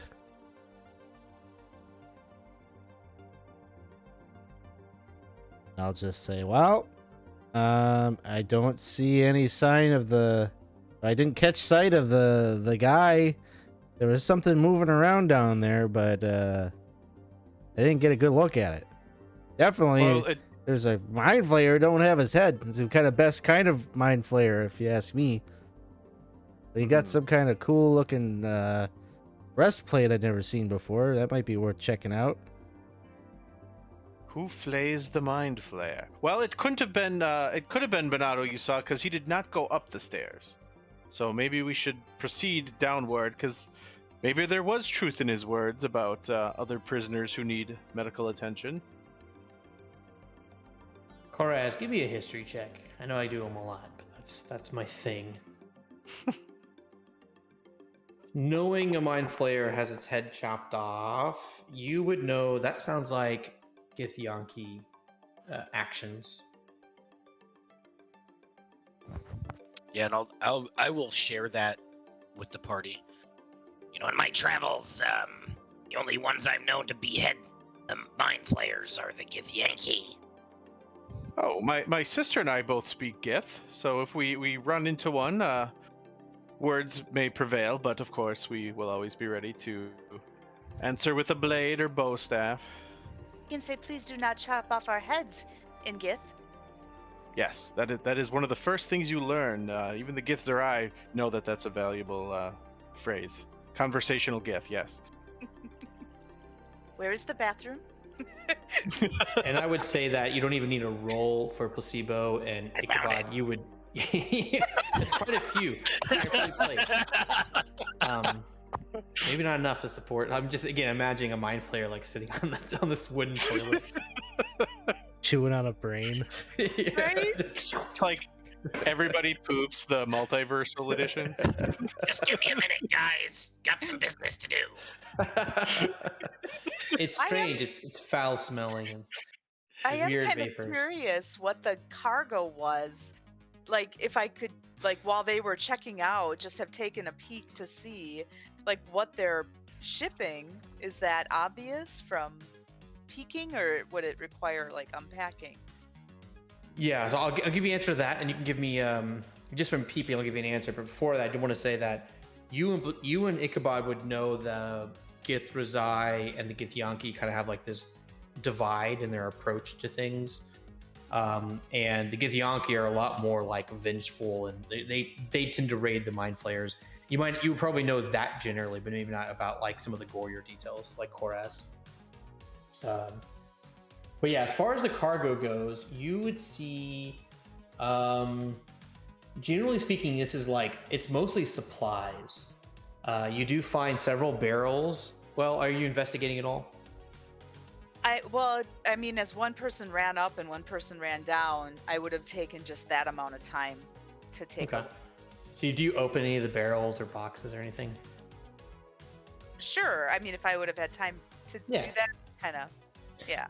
So, you pick open a few things and you see, some basic supplies like rope and like tack, and maybe not tack, I guess, but like things to repair the ship, kind of keep it going, and like, whatever you would do in a fleshy ship. But you open up one of the barrels and there it's full of brains. It's like all these pickled brains in this like soupy liquid.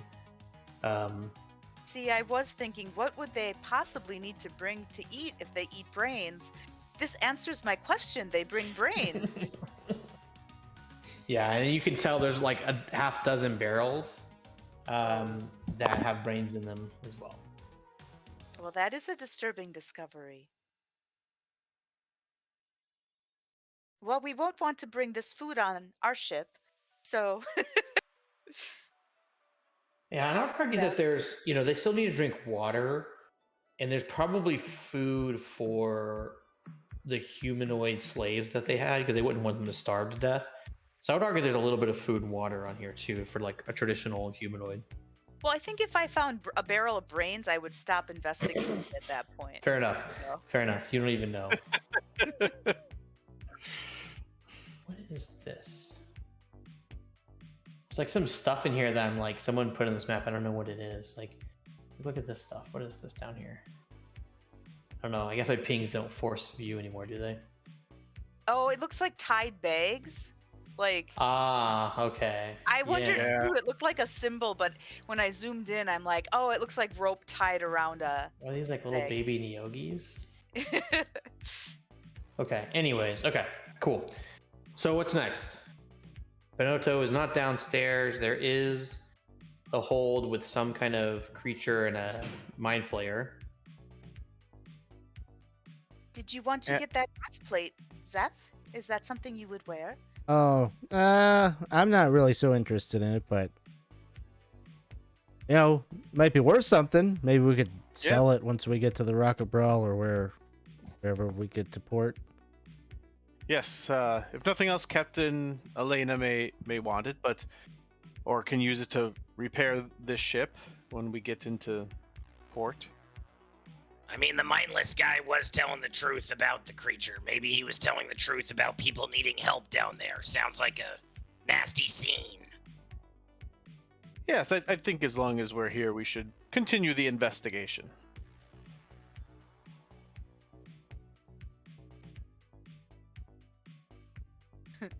I go by the steps as if they will lead downstairs. The other two players are much smarter, and And that's right. Like, why would clicking the stairs? That'd be cool. That'd be super neat. Like hyperlink, like moving you. Oh, I bet you there's a way to do that. oh, There's a plugin. There's a plugin to write. But definitely, for sure. And then not support next time the update. So you go down, and I guess I should also, like, the bit of retconning, Zeph, you will have noticed that it stinks to high heaven. It smells really horrible, but not in a surprising way. You do see strange alien creatures that are all torn up and ripped to shreds, and there's a mind flayer. It's been decapitated. And there's all dead bodies, but it definitely stinks. Do we recognize the strange alien creatures now that we're down here? What they are, or they're just strange alien creatures? I think you probably would. I mean, I'm not gonna make you all roll because someone surely would roll above a 5, which was the DC I was looking for, and not a natural 1. These are a type of creature known as a Quaggoth. And they are kind of like, I mean, I think they're technically not Spelljammer creatures. I think they're in the standard monster manual. I think they're Underdark creatures. If you've ever heard of them, they're like weird, like, I don't know how to explain them. They're technically humanoids, but they're like big old, like, I guess they're medium, but they're like, they look like the Hulk kind of, or like Blanca or something. I can see.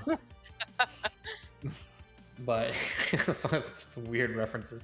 Anyways, but they're humanoid creatures that are typically like servants of other people. So you put 2 and 2 together, they're probably working for the mind flayers, keeping the jail cell intact.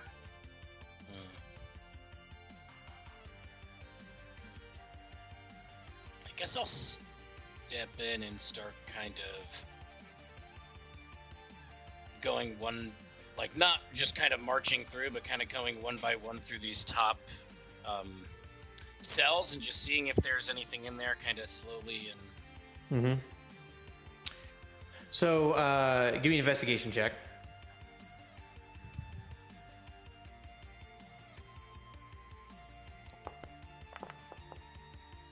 There you go. Nice. With a 19, so you clear the cells, and maybe it's like you've like zoned in, like your attention mode is like you've become hyper fixated, and you're just like going through these cells. And again, you will find that there's a plasmoid that's deceased. You'll find that there's a Hadozi. There is a couple of 3 humans, and a dwarf, and unfortunately, they're all dressed in like rags. A little similar to what you saw with Bonoto, and they all look like they've been executed. Like there was some kind of like not necessarily brutally, very efficiently killed with swords, with blades. And the only but they don't have anything because they're all prisoners. I would say that the only thing is your eye catches this breastplate as well, and your arcanist magical mind tinges, and you're thinking, hey, that's probably a magical breastplate of some kind. As we're checking this out, I'm going to telepathically message everybody, let them know that I'm going to try to suss out that figure that I momentarily saw. Then what I want to do is I want to sneak up to this door. And then what I want to do is I want to open the door and immediately cast Fog Cloud in that room. Okay. So give me a stealth check first as you approach the door. And as you approach the door, and 2 for Koraz, as you're investigating, the stench is getting worse and worse the closer you come to this door.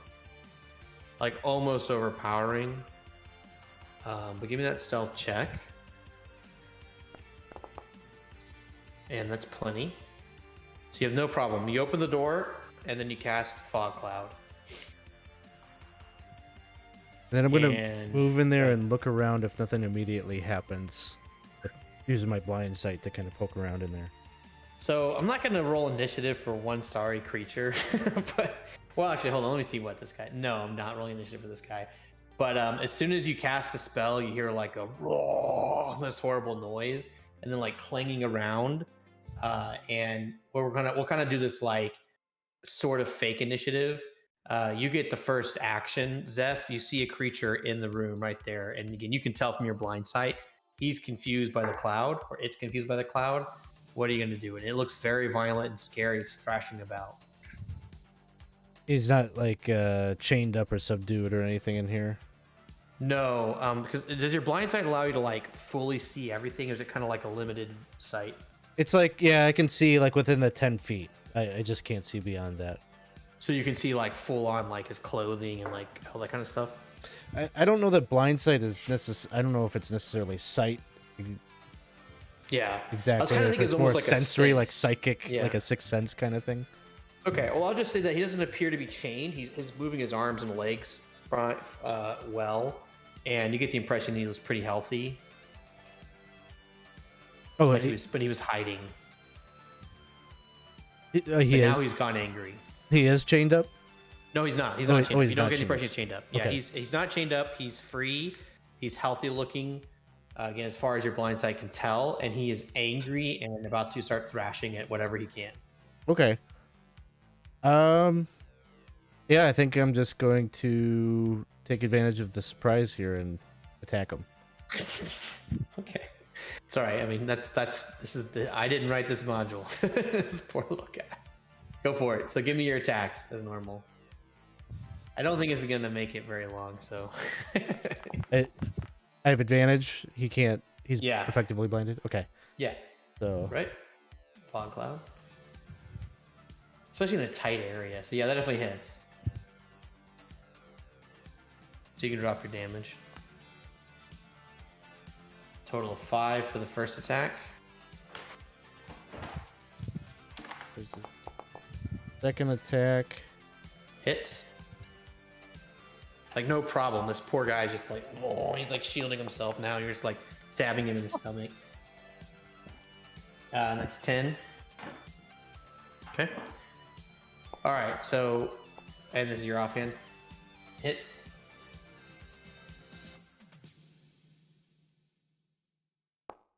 -2. Boop. Not quite as devastating with the hunter's mark on there, but still good. So the creature reels up against the wall, and he's like pinned in the corner, and he's just like holding himself back. What do the rest of you do? We'll go in order. Koraz, Placebo, Ichabod. So Koraz, what are you up to? Yeah, I mean, if something's going on in there, I will probably follow my friend if I hear the sounds of battle. Okay. And you'll get in there, and you'll see there's just like fog. The whole room is like dense fog. I think I just get up to kind of the door, and I see the fog coming Isn't the fill in the room? Is it coming out at all, or it's just kind of filled up in there? Yeah, I guess it'd be like You want me to filling the draw room it? and kind of like pushing through the doorway, right? Oh, go ahead, Alex. You want me to draw it? Yeah, draw it. Can you draw it? I think I can draw a thing.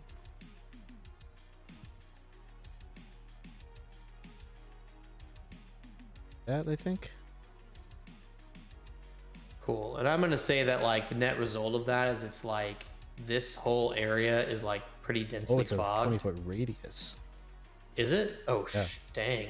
Okay, Oh, so it's yeah, this whole area huge. is foggy, and there's just like fog kind of like drifting in here. Okay, cool. Dang, that's huge. Okay, yeah. So you're once you get to the doorway, Koraz, there's fog is like coming out enough that you're starting to have trouble seeing, Okay, and you just hear like thrashing around in there. gotcha. This is the game of like darkness. Yeah. I've never seen Yeah. so much darkness.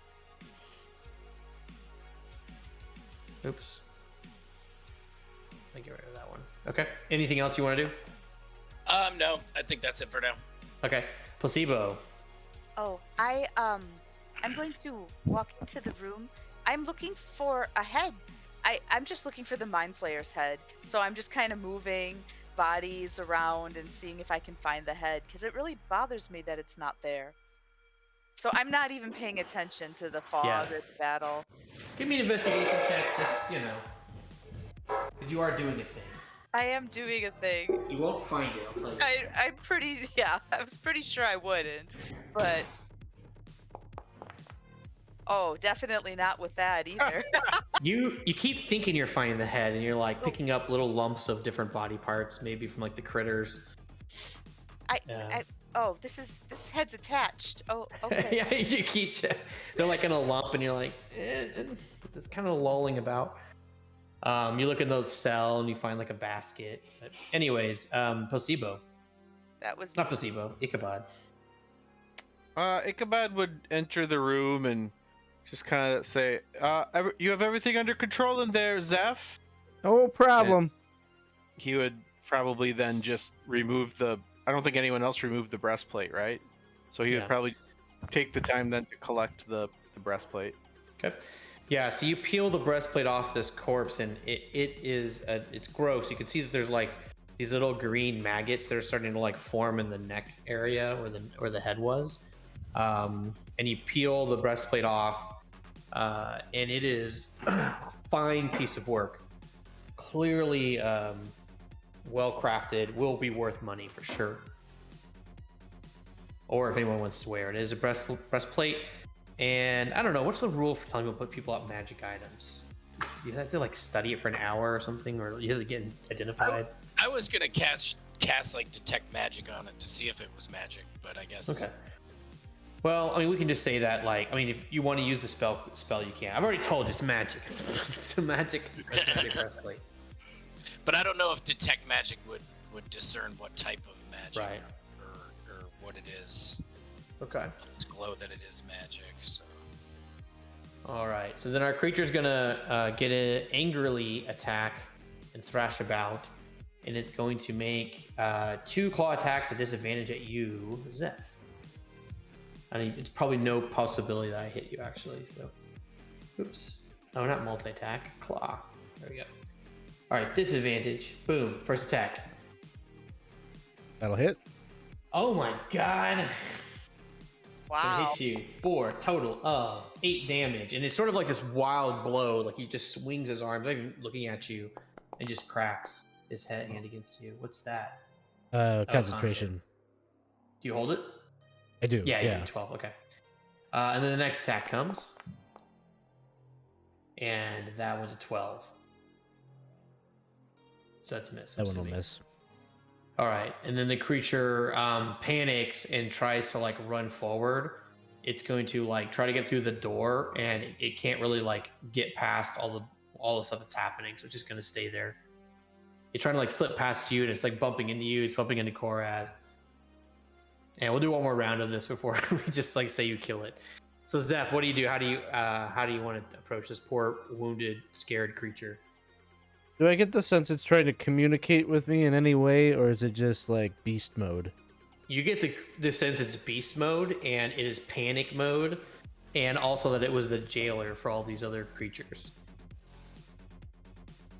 It was working for the mind flayers. Yeah, let's kill it. Okay, so what we're gonna say is this: you're just gonna kill it because we're almost at the end of the session. So this guy's like breaking down, he's trying to get through. So I'm gonna say Koraz and Zeph, you can get a couple attacks off, and you can just narrate them. Zeph, what are you planning to do to wipe this guy out? I will just kind of get into kind of flanking position with Koraz, and we'll just do kind of a little bit of like, look over there, and then he'll hit him, and then he'll do the same thing, and then I'll take a slash at him and just kind of Abbott and Costello this. Who's on first? All right, cool. What's on second? Good deal. Look over there. Threat eliminated. Blinded. Look over there. I can't look anywhere. All right, so so this is one of the jailer creatures, not a nice guy, so you don't feel too guilty, although who knows what will happen. So you wipe him It out. made him so pathetic. How could you not feel like a little bit guilty? I know. Listen. I should have like looked at them like, you know what? That's too sad. It attacks on sight.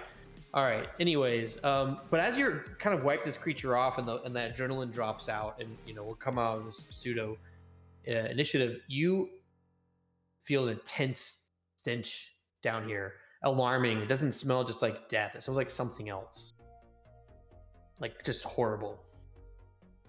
And since you have kind of like some extra sensors, you can tell that it's coming from this area. I mean, is that a warning smell, or is that a we check it out smell? Gotta follow our nose. Do you let the fog dissipate?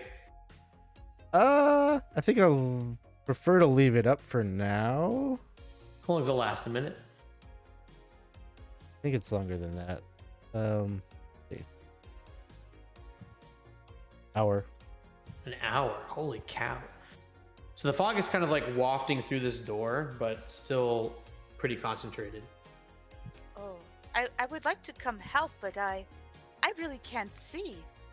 I'll just stand here, and if I need to hit something, you tell me. Let me just take a peek. If it's like something that can see us, I might want to leave it up. Okay.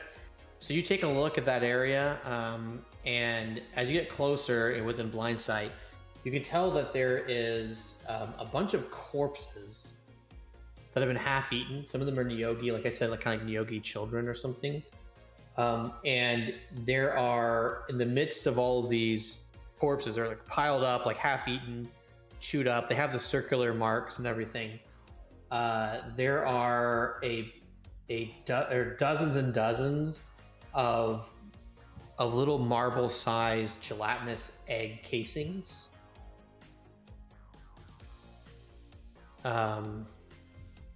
That look like, and they're just all these eggs that have been like hatched. Who's got fire?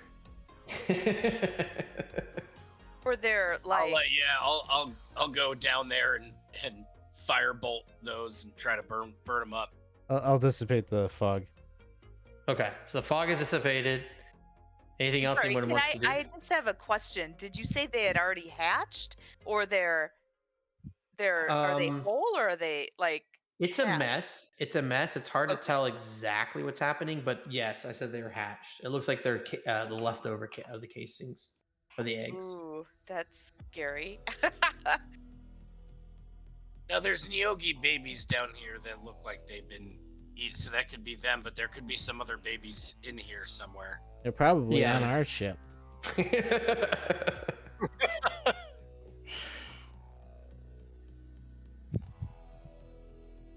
I got something going on behind Oh, me. I Check lied. that No. real quick. I'm sorry. No. I am wrong. They aren't hatched. These are not hatched. These are actually been freshly laid. Oh, we're gonna There's burn dozens and dozens of them. We're gonna burn all that. We're gonna firebolt until they're burnt, if we can. Yeah, I mean, and they all start to hatch. Little tiny worms come out. No, So you could definitely do that. I'm not gonna mess around too much with like you're on a ship. It's a fleshy ship, so even though it's gonna burn, like I think you can probably control it compared to like if it were like wood. You know what I mean? But yeah, it's wet and the walls are kind of moist and stuff. So like anyway, so you burn it up, and the eggs and the corpse is just light in flames, and it's nasty. Koraz, give me a Constitution saving throw. Anyone else helping with the flames? I guess now that I ask, probably no. I don't have anything to help with.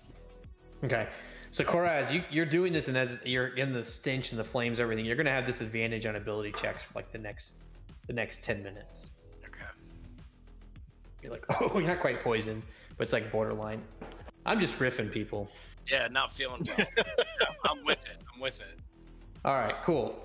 So you've discovered the mystery, or part of the mystery of what's happened here.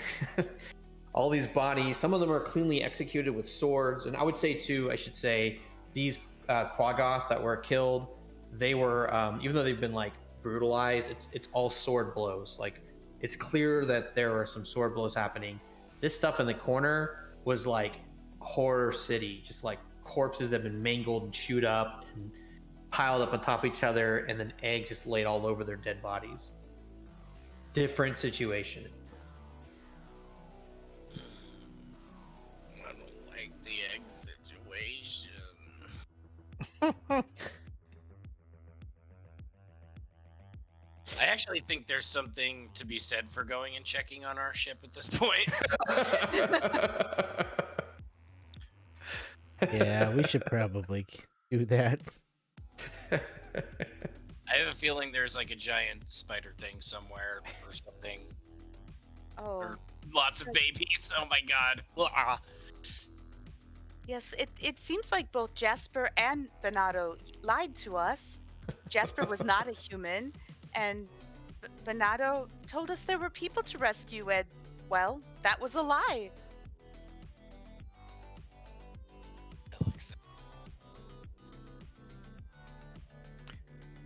Ichabod is standing in front of the cell of the dead plasmoid. He is his top hat kind of held out off his head in front of him, and just said a prayer to Carol, the chaotic good deity of Macopia, and says everything looked fine when I was just up there. Do you think these other rooms bear exploration before we return to our ship? Just to make sure Bonato's not like hiding under a bed or something. Yeah, I think we could give maybe a quick look-see. If we all just peek in each room under the bed, Yep. I can run really fast. I can go stab at a bed. So I won't force any rolls on this since you're just all going in these rooms. There's like a bed.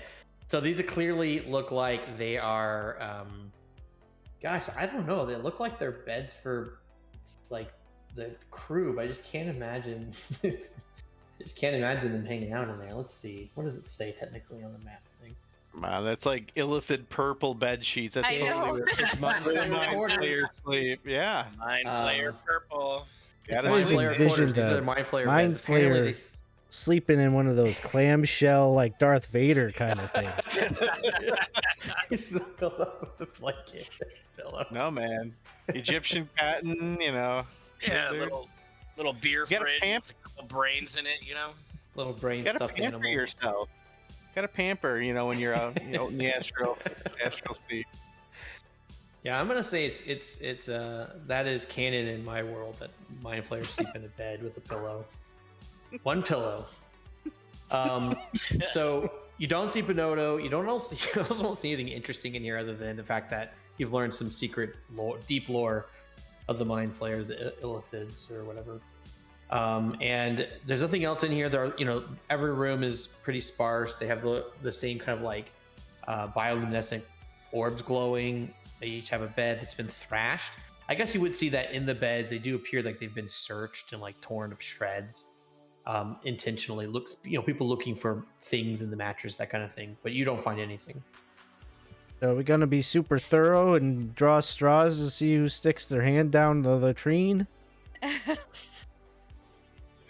I can. I'll do I it. can. Oh, okay. Wow.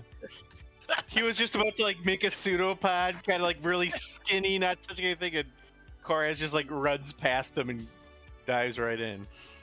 I've been Oh, thinking about okay. this all day. Have at Yeah. it, good fellow. You put your hand in there. Yeah, I guess so. Sure. So you're kind of rooting around to see if you can find like something of interest, and you put your hand right into a spongy, gross brain that's like someone had dropped in there. Oh, I'll pull it out and show everyone. You pull it out. Maybe someone was eating a brain on the latrine and dropped it.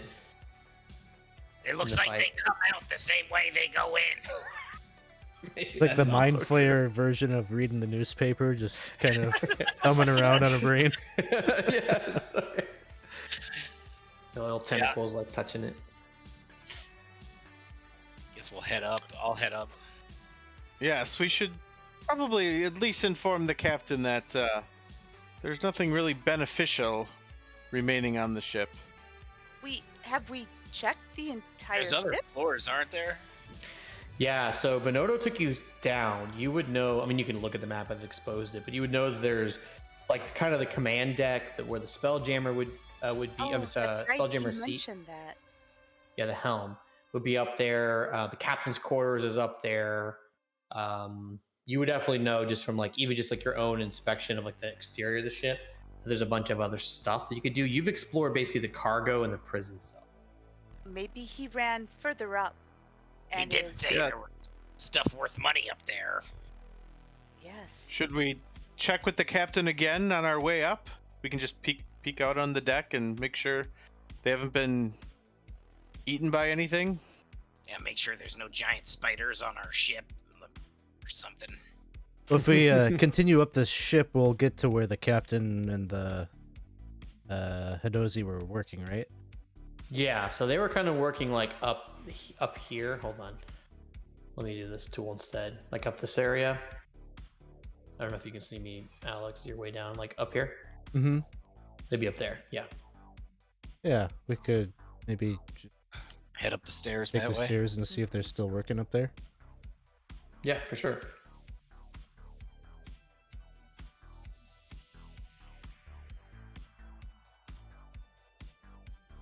So I don't have her token over there, but you would see that the captain is at this point. She is. I'm moving her over. She's just flying. Oh, she didn't go all the way. That's weird. So she's up here with a couple of Hidozi, and all of the mangonel ammunitions have moved over, and she's currently directing a couple Hidozi to like grab these ballista bolts, and then another Hidozi is taking the arm off the mangonel. So the mangonel's been smashed, right? But she's like directing them, like, be careful with that piece. That's the most important part. If we have that piece, maybe we can rig it to ours when we get to the Rock of Brawl. And she's pretty much like, I would say like, you know, she's 80% done with her salvage for this little section. Thanks for the Everything's- follow fish stick, by the way. Everything still on the up and up, Captain? Yes, I mean, I saw your friend kind of went running upstairs. I figured maybe, I don't know, actually. Not my Yes, business. he has proven to be a liar. There were no survivors in the prison area. They were all very much deceased. So we suspect he is not, in fact, a human. So be wary if he comes back this way. But we will try to hunt him down, I suppose. Okay. Well, in that case, maybe we should wrap things up quickly. Is there any items of value? Do you think? Would you like us to further explore? Or should we just? If you can grab the spell jamming helm, maybe take a look at the captain's quarters for any sorts of treasure. Those would be the two places that are the most important. Were there any salvageable food supplies or water supplies in the cargo? Well, I found brains, barrels of brains. I stopped looking after finding brains. Okay. I Well- kept looking and found more brains. Well, we can't do anything with brains. We might actually get a few strange looks if we bring any with us. So I think we'll just wrap this up and you grab the spelljamming helm. I'm starting to get a bad feeling about this.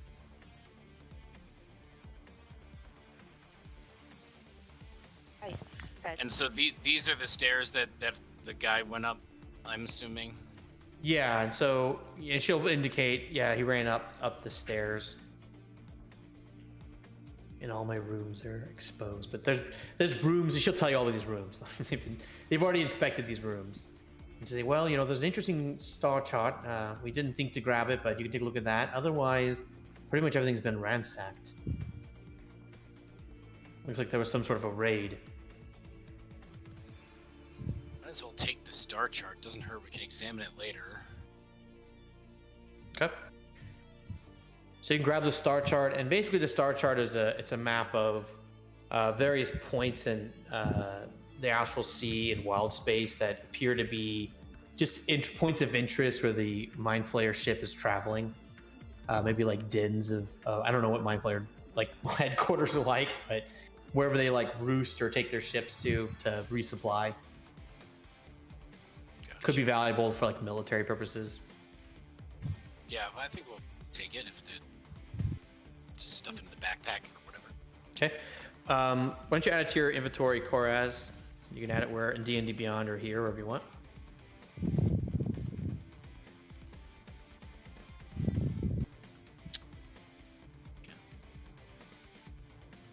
Anything else? I think that's if they say they checked everything, I believe them. We might as well head up the stairs and look for him, right, guys? Yes. Yes, he may be a threat, if not to us, to the next people who explore this vessel. So, Especially if he's raising a bunch of babies somewhere. I walked away when you guys were talking about the eggs. I'm sorry I didn't catch everything before. Well, we burned them as good as we could, Okay. but they might have cousins or something, so we should check it out. Okay. So it wasn't the idea that they had hatched and spread everywhere. It was you guys got the eggs. those ones in Great. particular. We got the eggs, but Okay, we're okay. definitely suspicious that there's either something that laid eggs or something that hatched from eggs somewhere. Mhm. Gotcha. All right. Thank you for clarifying. My cats were having a fight in the other room, and I had to intervene. Oh no. Cat fight. Yeah, pretty much. Okay. So when you walk up, Zeph, you'll see Bonoto, and he comes out of this. He peeks out from this room, and let me kind of make him invisible. Or visible. And he's like, "Oh, thank God! I thought maybe, I don't know, and the things got dicey. I just took a run for it." Oh, he doesn't talk dicey. Things look dicey. I took a run for it. And I'll just say too, like to give you some clarification on how these rooms work. This room that you're in here, so this kind of like, I'll use the ruler. This area here, this is the same floor as this. This is like the under part, kind of like the cargo was, and this would be the upper part. And just Oh, sure. you can smell a dead body. Let's put it that way. Up above, like so. These stair here, these stairs here, they link to this stair here. Oh, yeah, it's like a ladder. Okay. He's like, Go ahead. oh, he's gonna say, but I found something in this, in the captain's quarters. Maybe something that you can take, and in that way, you won't kill me. Do you have thoughts yet? Or are you still without a brain? Am I casting Detect Thoughts again? Hold person. Who's casting Hold Person? Are you casting Hold Person? I think you're muted, David.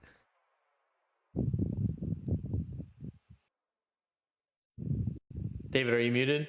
Sorry about that. Yep. Yes, I do in fact cast Hold Person. I do not trust him at all anymore. He had no thoughts. He lied about survivors, so we are trying to incapacitate him.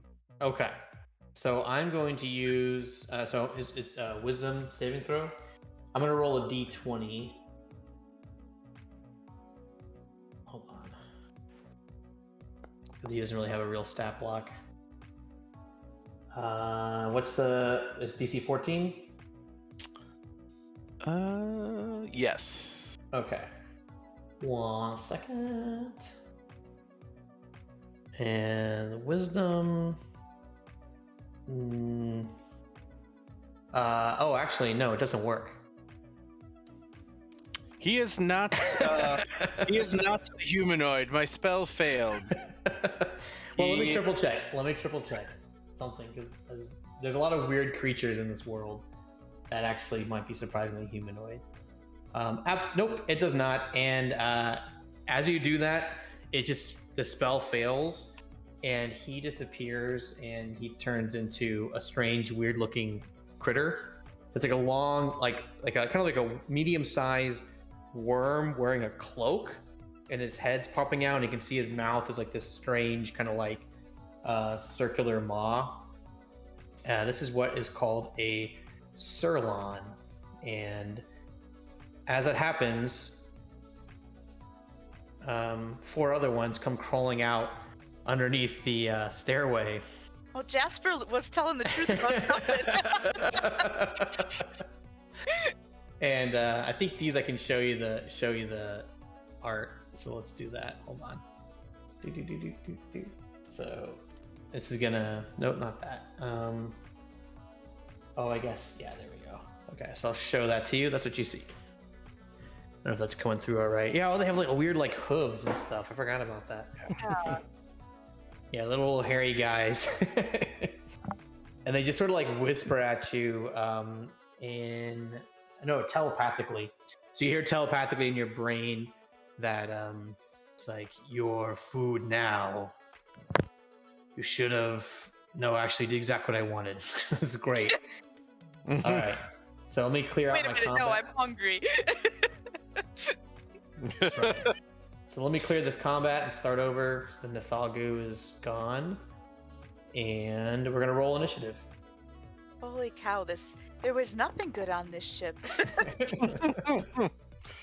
Death. Nothing but death. Everything that comes on just wants to eat everything else. Yeah. This is the ship. I mean, this is called Treacherous Salvage. That was the name of the episode. Oh, God. You'll notice I'd only told Alex. I'm sure Alex had like much more insight. That's the name of the chapter. Like I was like, well, no, I don't want it to be the real name. So people, if they ever look back to see, this is actually really chapter 3 from the module. I'm running it pretty much how it's set up, including the sad Quathog, whatever. All right, so we're gonna begin combat, and we're gonna get this first Surlon, and they got a lot of interesting stuff. It's gonna target you, Ichabod, and you need to give me a DC 13 Wisdom saving throw. Okay. Do you still have advantage? Are you still with your temp hit point? I feel like it's still within maybe an hour of the motivational. Yeah, you still got it. All right. Wisdom saving advantage. You already got it either way, so you'll take half this damage. So that's 14. Oh, I meant to reset the module. Well, we're in the middle. So that's 14 damage. You'll take half that, so that's 7, sorry. And then the creature is going to do nothing else. So he's going to kind of scuttle out over this direction.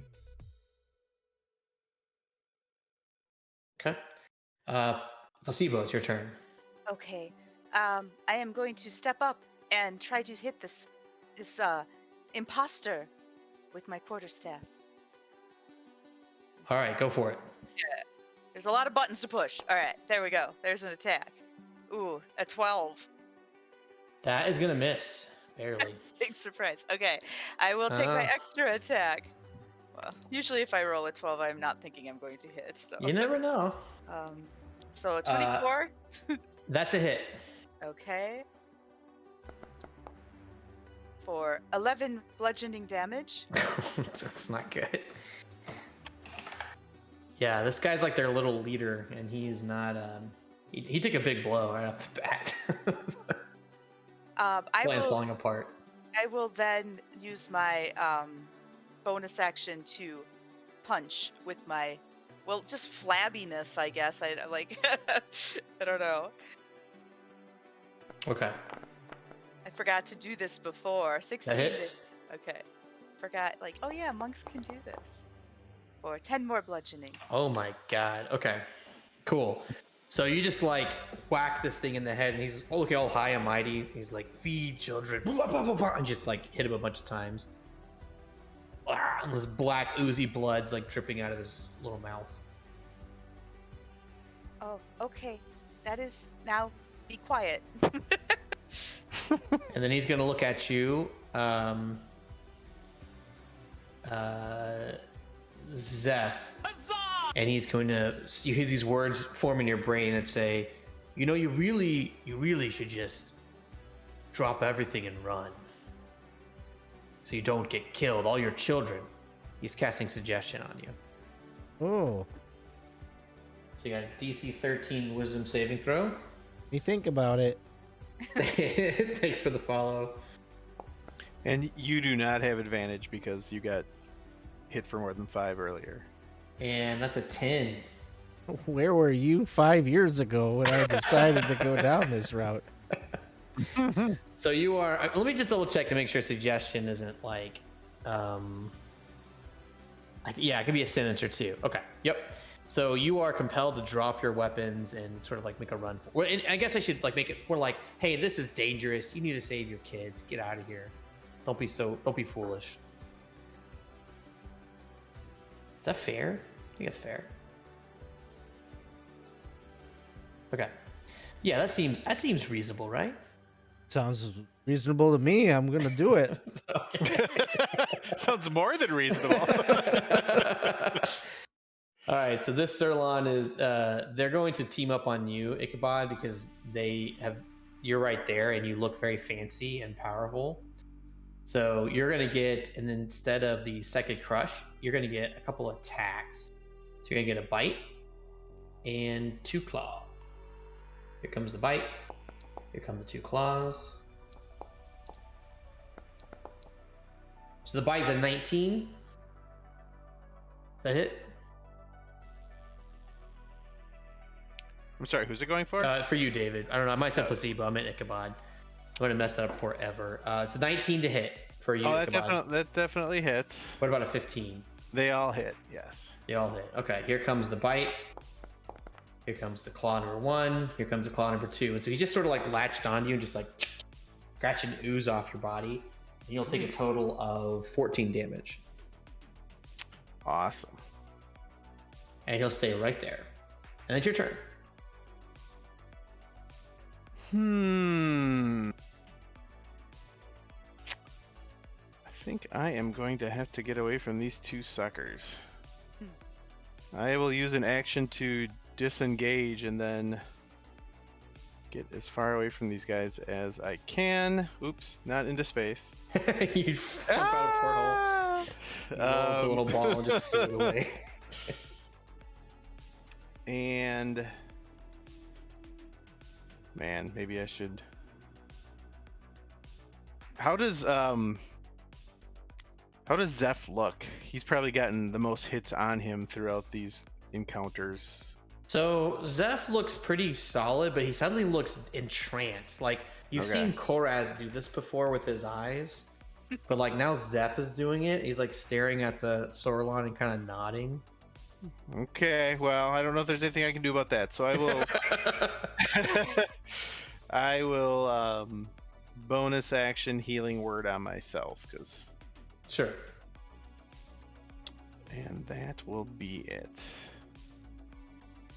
All right, Zeph, you feel compelled to just sort of drop your scimitar and skedaddle. Hey, sorry everybody. I'm gonna go and follow my main passion, which is I should have gone to culinary school. I'm sorry. I just dropped my weapon. What? Oh. Good luck. You guys got this. You guys are solid. You guys are great. Hey! Hey! All right.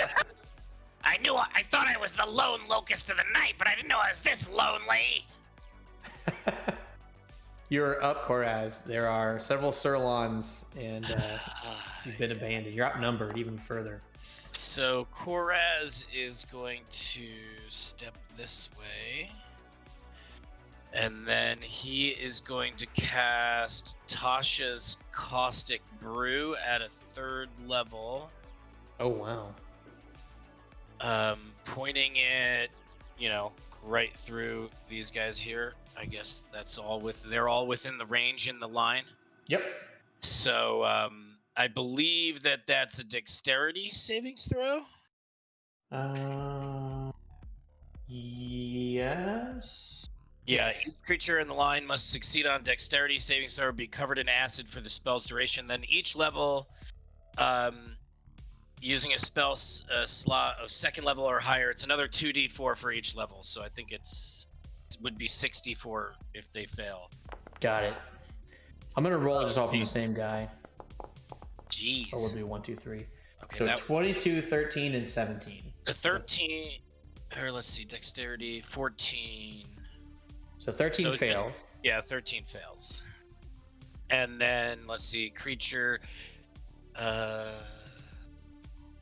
I think and then it says, I guess, the ones that fail have They'll to take use damage an at the end action of to take it off or whatever. Yeah. Yeah, okay, cool. So this guy's been spewed with acid. I'm just gonna put like this weird looking corroding symbol on him. And that's it. The other ones dodge, right? There's like no half damage or anything like that. Creature covered in acid takes. Yeah, I think it's he takes damage at the beginning of his turns. Yeah. So describe this moment here, because it says it emanates from you, but it doesn't get real specific. Yeah, I'm gonna say that like kind of part of my spell components or something is you see me kind of like pull out a bag, like pour something into it, and like drink it down, and just like all like just in a line all over them. Just ralphing everywhere. So just this like caustic brew, and it singes the walls of this fleshy ship, and it's like reacts poorly. Ship rocks a little. Okay, cool. Anything else? Let's see. I don't think I have anything on a bonus action. I use my movement. Yeah, I'm good. Okay. So the first Sirlon is going to get its turn. This was not one of the ones that got hit by successfully hit by the acid. It's going to what is it going to do? Gosh, it's going to come after. They're going to gang up on you, Koraz. I'm sure. And so they just start, because they're like kind of like trying to coordinate a little bit, at least get one kill. So it's gonna be a bite attack and 2 claws. Okay. So this could be bad for you. So 16, 17, and a 7. The 16 and 17 hit, and then Right. I think for the one that did get hit didn't move. Okay, yeah. Cool. So that'll be a total of 6 damage. 6 damage. Yep. Okay. So the bites for 3 and the claws for 3. So it's kind of like fighting troglodytes or something. It's like just getting at you. Gotcha. And then that'll bring us to the next Sirlon. This is actually also one that doesn't have the vomit on it. So it just kind of like dodges out of the way, and it looks back. Actually, it doesn't even need to look. It's like blind sight. That's why we're running through the darkness. That's suspicious. And it's going to come around to your other side and do the same. Bite you and claw you. Actually, no, it's not going to do that. You know what it's going to do? It's going to see that it wasn't very effective, and it's going to try to crush you with its mind. Oh, Lord. So I need a DC 13 Wisdom saving throw. Okay, and I no longer have the advantage. Come on, baby. Oh, I don't know. Nope. It crushes my mind. Oh no. Okay. That's right. It's definitely more than the claw. I say that, and I look what I did to myself. So it's 7 points of the psychic crushing damage. Okay. Nothing else happens. Gotcha. And we get up to the top, and now the Sirlon is also not one of the ones. Koraz. Damn. He's gonna come running up, and he's going to see that psychic crush was pretty effective. He's gonna try it again. So Alright. same thing. Wisdom saving throw. DC 13. Papa needs some shoes. Just shoes, not new shoes. Just- Oh, there you go. I don't know that they sell, Thrycreans wear shoes. That's right. So take half of this damage. Okay. So take 6. Oh my god. What are you at there? Bailing on me over here, guys. Oh boy. Yeah, I'm below half. Cool. All right, so that'll bring us to Placebo for real. Oh, okay. Well, I want to get this guy first. I'm going to try to hit the one I'm attacking with the quarterstaff. Oh, he should have ran away. Oops. 14? That hits. Okay. Oh, for goodness sake. 6 bludgeoning. Okay, he's still up. I'll have Oops, to- ignore that. Does he have to do a con save? He does. Concentration? The max. I don't think it's gonna matter, but that hit. Okay. That 26. Yeah, that hits. All right. How do you want to do it? I'm 10. Well, he seems to have I'm gonna hit those stupid little feet in the front that are just hanging there from the big picture before, and just knock him out that way, and then pull right through his like eyeless face. Oh no. Okay. He just Right in the danglies. Yeah. He dies, and then Zeph, you suddenly feel like, what the hell am I doing? Why am I running away? Anything else? Yes, I will run over to help my other friend. I'm going to use a key point to do flurry of blows. Have either of these two been hit yet? No, they haven't. Then I'll just go for the one below me, and I will use flurry of blows to do 2 unarmed strike Okay. him. This one looks a little bigger and stronger than the one you just hit, and maybe you pull your punch. Yeah, I guess so. That one didn't do much. Oh gosh, 13. That'll miss. All right. Wow, that was a waste of a key point. Sorry, guys. You tried. I tried. All right. There's now always this- colors. That's right. Always culinary. So you might actually just want to stick with that plan, Zeph, and just get on off the ship. Get while the get's good. So this guy's gonna take damage from the vomit, the caustic vomit. I think it was 2d4. Is that right? Do you want to roll that? It's I cast it at a 3rd level, so it'll be 64. Holy cow! That's amazing. Go ahead and roll that. This might be some bad news. 19, and I don't think there's any resistances. Oh, actually there is, but not that. Okay, cool. It recoils in horror, and then it has to take an action to clear that acid off, right? Yeah, it would have to take an action to scrape or wash the acid off itself. These are sentient creatures. It's gonna do that. It felt like it was in bad shape. This is kind of like from our OSE game where like Maureen was getting acidified. Like he's gonna like try to peel off all this acid, take his action. Cool. And in the chaos, he's gonna like run the other side of the room, like trying to like clear himself. Oh, can I swing at him as he Stop, runs drop, and roll. away? Kinda. Oh yeah. He's like, ah. You can't. He's speaking like some weird like language. It's like some horrible, concerning language. And yes, Placebo. You can. I mean, he's right next to you, so you can hit. I Oh, you will get to swing. attack of opportunity That hits, and try to damage him. and you do. You damage him. Very good. All right, and that'll bring us to Ichabod. Ichabod, Koraz is just getting like he's got a headache more than normal, and Yeah. he's bleeding out from lots of scratches. I will do a healing word 3rd level on him just to try to keep him healthy.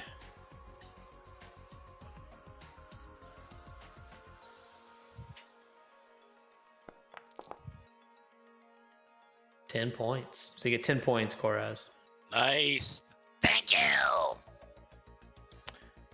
You're welcome. And then that was my bonus action. I think I will. I suppose I could try to get this guy over here, but I don't take that much away. But we're missing an offensive fighter, so I guess I'm going to go up and stab him. With your cane sword? Yes, so I will take my dagger out of the cane. And I will. How about you? Yeah. All right, let's see the attack. 8 will miss, but not totally. Not totally embarrassing. But you definitely you're stabbing at him, and it's just out of range. He's doing like a cat. He's like pulling back from you. All right, that's my turn.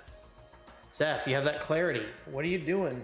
What the hell am I doing? I have enough room in my life for an avocation and an occupation. You guys don't mind, do you? Come on, let's go. Let's run back up the stairs. 5, 10.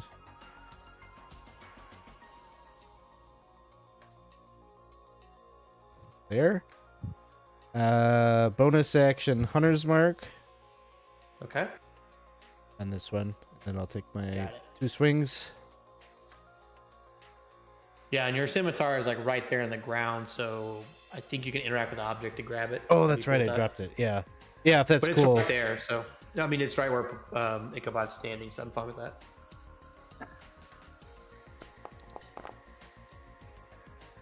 Hit. There's the damage, then I'll do my swarm on this one as well. So 8 plus 6. Okay. 14.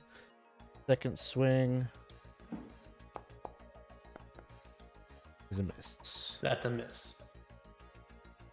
And you use your bonus action already, right? Yep. Okay, cool. He's looking real bad. That one is not too healthy looking. And then Koraz, you are surrounded. Yes, I am. And I am going to cast Arms of Hadar at the 2nd level. And Nice. I'm going to use one of my sorcery points to careful cast this so that up to 3 creatures of my choosing automatically succeed on the savings throw within the range, because I'm going to cast it with it centered on me and myself, and my friend Placebo will pass the savings the savings throw here, and I'll put Arms of Hadar in the. So explain to me. So how does it work? You're not hitting yourself, or? Well, it means we will pass the savings throw. So we won't on this one. I think on a pass save, you don't take any damage. So it's any creatures within 10 feet of me will have to take a strength saving throw. Yeah. Okay. All right. Take damage. Yep. And I'm just making sure that my friend, who's also within 10 feet of me, does not take damage as well, because they'll automatically pass the savings throw. Okay. So then let's do the strength saving throw for all 3 of these guys around me. Okay, I'm just gonna do the same guy, like 1, 2, 3. Yep. All right. That'll fail. So the first one fails. Oh man, second one and the third one fails. What happens? The second one passes. Cool. So the first and the third one fail, and so they will take 3d6 necrotic damage and can't take reactions until their next turn. Ooh, nice. Oh, actually, on a successful save, it says creature takes half damage but suffers no other effects. So I'm sorry, my friend. I think you're going to take half damage on this. Cool. 3d6. That's what you get for helping, Placebo. Sorry. That's okay. I understand. They are big and scary. We have to stop them. Okay. The 2 that fail, they get minus 15, and they lose a reaction. Do they lose anything else, like movement or anything like that? No, it just says reaction. Can't take reactions until their next turn. Okay, and we round up on damage. Is that right? Usually I never remember that. Round down if you have. Okay, round down. Okay, cool. So I'm gonna mark these two. I'm just gonna mark them with something weird, just remember something weird's going on with them. Okay, Yep. cool. Good deal. And then since they have no reaction, I'm going to move out of there. All right, smart. So now, do they all lose their reaction, or just the ones that failed their save? The ones that failed their save. Yep. Okay. So get one bite coming your direction. Yep. Well, depending where you move. Yeah, that'll hit. Okay. And so Probably not going to be enough to kill you, but I tried. It's 4. So you get like a bite out of your back as you're running away. Gotcha. And then it goes to the Sirlons, and the one that's right next to you,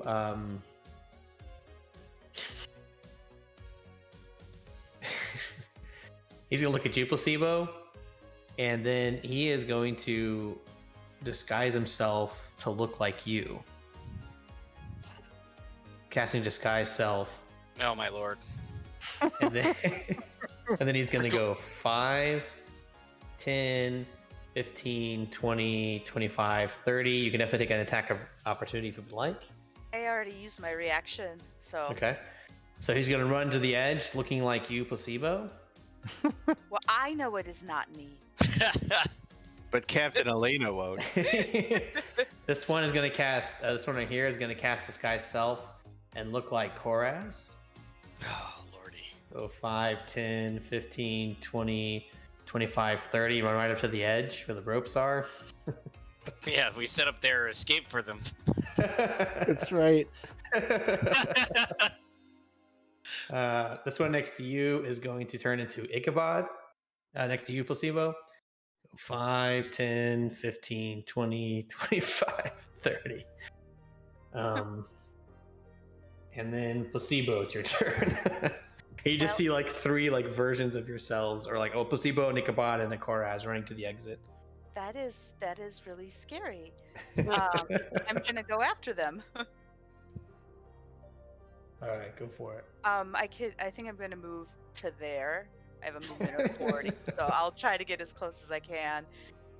And I probably would start with the one that's getting to the ropes and try to quarterstaff him. Okay, go for it. Okay, 22. Oh yeah, that hits. Okay. There's 7 bludgeoning. Okay. I would like to use a key point to try to stunning strike. Okay. Is it a con save? It's I put it Alright. in there. Cool. You said it was this one right here, right? Yeah. That's the one that looks like me, right? Yeah. No, that's the one that I don't remember. Yeah, that's the one that looks like you. It fails, and now it's stunned. Okay, and then I'll try to hit this guy with my second attack. I think that's Ichabod. Yep. And I Okay, think sorry, with the quarterstaff. is Disguise Self a concent? No, it's not a concentration. Interesting. Okay, Ah, that's a 10. God, they're so close. that misses. Yeah. All right, I will use a key point to do flurry of blows. Try to unarmed strike him. Okay, same one. Yeah. So that's a 15. Okay, that hits. Okay. I'm supposed to consume the resource, so I did flurry of blows, strike, flurry of blows. I'm down to 2. All right, so I would like to do some damage to him. So that's 11 bludgeoning. Wow. Nice. Okay, Nice. nice hit. I would like to try to stunning strike him too. Okay. I will do a stunning strike, use a key point there. Do you want me to stick that in there again? No, I think I can find it. There it is. Yep. Fail. Okay, so he's stunned. Okay, can I break up the flurry of blows and try to get the other dude with the last Yeah, I think so. It's just 2 attacks, right? boom boom? Okay, see if I can hit him. That's a hit. 21. All right. So damage, 8 damage, Okay. and I'll use my last key point to try to stun him. You are kidding me. Oh, never mind. Okay. I saw that 8 and I was like, you, god dang it. Oh. Okay. Okay, the So- one that didn't do all that damage, kill her. Yeah. That's what it looks like. The captain's like, what's that ruckus up there? And she's gonna poke her head out here in a second, and she's gonna see all of you. Actually, can't see, so that's fine. Fighting each other. Yeah. And that's all I got.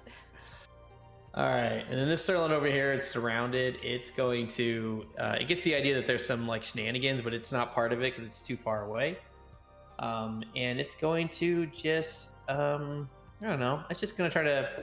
It's just gonna hit you. It's good. It's gonna secondly crush you, Ichabod. It can try. Give me a DC 13 Wisdom saving throw.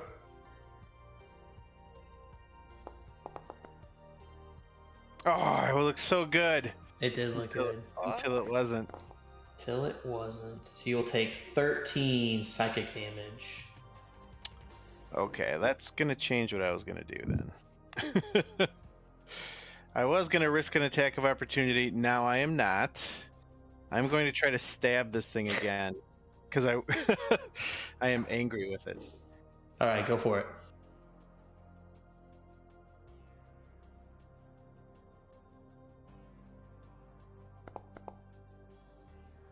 That's a hit. Oh my gosh. Oh. Oh. You stab it and it just like almost like black ooze squirts out of its chest, but it's just like hanging on by a thread. Oh, Anything else? man. Really wanted it dead. There really isn't a whole lot else I can do as far as hurting this thing. And since I used my action, then I guess I will do a bonus action first level healing word on myself just to hopefully keep me up. Okay. Go ahead and apply that, and then Zeph, you're up. The two of them are stunned over there, but one isn't. Mhm. Right. The one that looks like placebo. Yeah. All right. This probably isn't like the optimal move, but I just want to do it because I want to do it. So I'm just gonna look over there, and we'll play it like Zeph doesn't really actually know which one's like the real placebo, and Oh, but I am the one. I am the real one. well, I think the real placebo is gonna be able to get out of this one, and I'm gonna cast web over Oh, there nice. on everything. So the ones that are stunned will automatically fail, so they'll be restrained. That's a strength saving throw DC, or sorry, Dex saving throw DC. Okay. Let's get that going on. Boop. Dang it! 20. This one wants to ruin everything. I'm trying to figure out how to roll it from my sheet. Oh, I see it. Yeah, you Never just mind. click. You got it? Yeah, I got it. I got it. And you are webbed. I'm a +8. You to the got it. saving You got the throw, right one. But So wait, is that one not webbed? The other one? No. the other one is. No, but the two stunned ones are. So All right. As far Let as me. Zeph is concerned. he's Do got I it. have any advantage on Dex saving throws, David? Do we have any avoid of being that? restrained. I mean, yeah, I think No. I think it's only grapple. Yeah, Oh that's darn. really- Okay. Maybe Just that's thought hilarious. I'd ask. You're just all covered up in like webs and everything. Anything else, Zeph? That's it. All right, Koraz. I mean, I definitely saw her whooping You know. all their butts, and then I saw this all go down. So I know that this is the fake one. So I am going to fire off an Eldritch Blast, the first of two, at it. Okay. That's a hit. 20. Okay, and so that'll be 1d10 for 6, and then I'll fire the second Eldritch Blast at it as well. That's a hit. Alright, come on. Oh! Just for one. And I will probably move to about there. All right. Keep an eye on this situation over here because I want to keep track of the real placebo. So help me out with web, Alex. I know that I dodged the web initially. Does it create rough terrain, or do I have to do the check if I move? I don't think it creates like difficult terrain, right? It's like it dissipates as soon as you hit it. Okay. So this one is just gonna say, "Out of my way." Actually, I'm just not gonna say that. I don't know if they can even talk now that I say this out. Like, it's written that they can talk, so I'm guessing they must be able to talk. And it's gonna start shimmying down the rope, and it's gonna say, "Captain, Captain, we're in trouble. There are imposters." And it'll get all the way down to the bottom deck and like start conversing with the captain. And this Sirloin is stunned and restrained. Placebo, you're restrained. I think you can still attack, right? Is it like is like disadvantage or something? Yeah. But you get advantage on these guys because they're restrained and paralyzed, so you could attack them without just straight attacks. They're stunned till the end of my turn. So restrained means what? My movement is 0 and I have disadvantage on attacks. Is that what you? Yeah, and I think I'm always bad at remembering that. I think you have advantage on your if someone attacks you. Okay, so I'm gonna try to hit the ones that I can reach. So these will be straight rolls, no advantage or disadvantage. Okay, so a quarterstaff. I'll start with this guy. Okay. See if I can get one of them down at least. That's a hit. 15 for 10 damage. It's a big wallop. Yeah, and I will use my extra attack. 13. That one misses. I know, I always roll the 13. And then I will bonus action unarmed strike. The same one. Got it. Ooh, Yeah. That's a crit. Yay. Nice. For 14. How do you do it? Well, I'm all webbed, so I'm just going to use my head for that last unarmed strike and just headbutt it with my mask and see if I can take him out with that. Yes, and you do. This is the one that looks like Koraz, right? I think so. I think because he was the one by the rope. So Koraz, you watch Placebo savagely beating you to death with like fervor, even though she's webbed. She's still, and then she like finishes off with this head crack on your head. You watch your head just like split in half and blood squirting out. And then Hey, it Seth, goes does down. it me or does it look like she? Oh, you're not paying. She looked like she enjoyed that a little too much. Yeah. All right, and then the Sirloin up top. Wow, this one somehow lived. I cannot believe this. Like, it doesn't believe it either. So it's just gonna be like, Psychic Crush. It's gonna Psychic Crush you, Ichabod. So DC 13 Wisdom. You're probably gonna enjoy that healing you gave yourself earlier. Oh. Oh my gosh! Oh. Come on, big money, big money. Not bad, not bad. 12. You still up? I'm still up. Still up. Barely in the double digits, but I'm still up. All right. And that's it. It's just going to sit there and it's your turn. Oh, he's gonna get stabbed again. It's not often that Ichabod loses his cool, but this guy has pushed him too far. Why? Oh, that'll miss. It keeps doing these dramatic, it looks know. good, and then falls. You had to the hit and then he missed. Okay. All Anything right. else? Dang. I guess I'm going to have to bonus action heal myself again so I can stay up. Okay. And then Zeph, you're up. Zeph is just kind of daydreaming about being back in a kitchen. He's just like pretty shoddy. But now he's gonna step back and do it. He's like, oh. He just looks over at Ichabod and sees the peril, and is gonna get down to business here and take a swing at this one right in front of him. 22 to hit. That's hit, and that dies. Had 1 hit point left. You can roll all the dice if you want to see what happens. Here we go. 5, 10, 15, 20, 25, 30. I thought you were counting the damage. It's like, Jesus. Wow.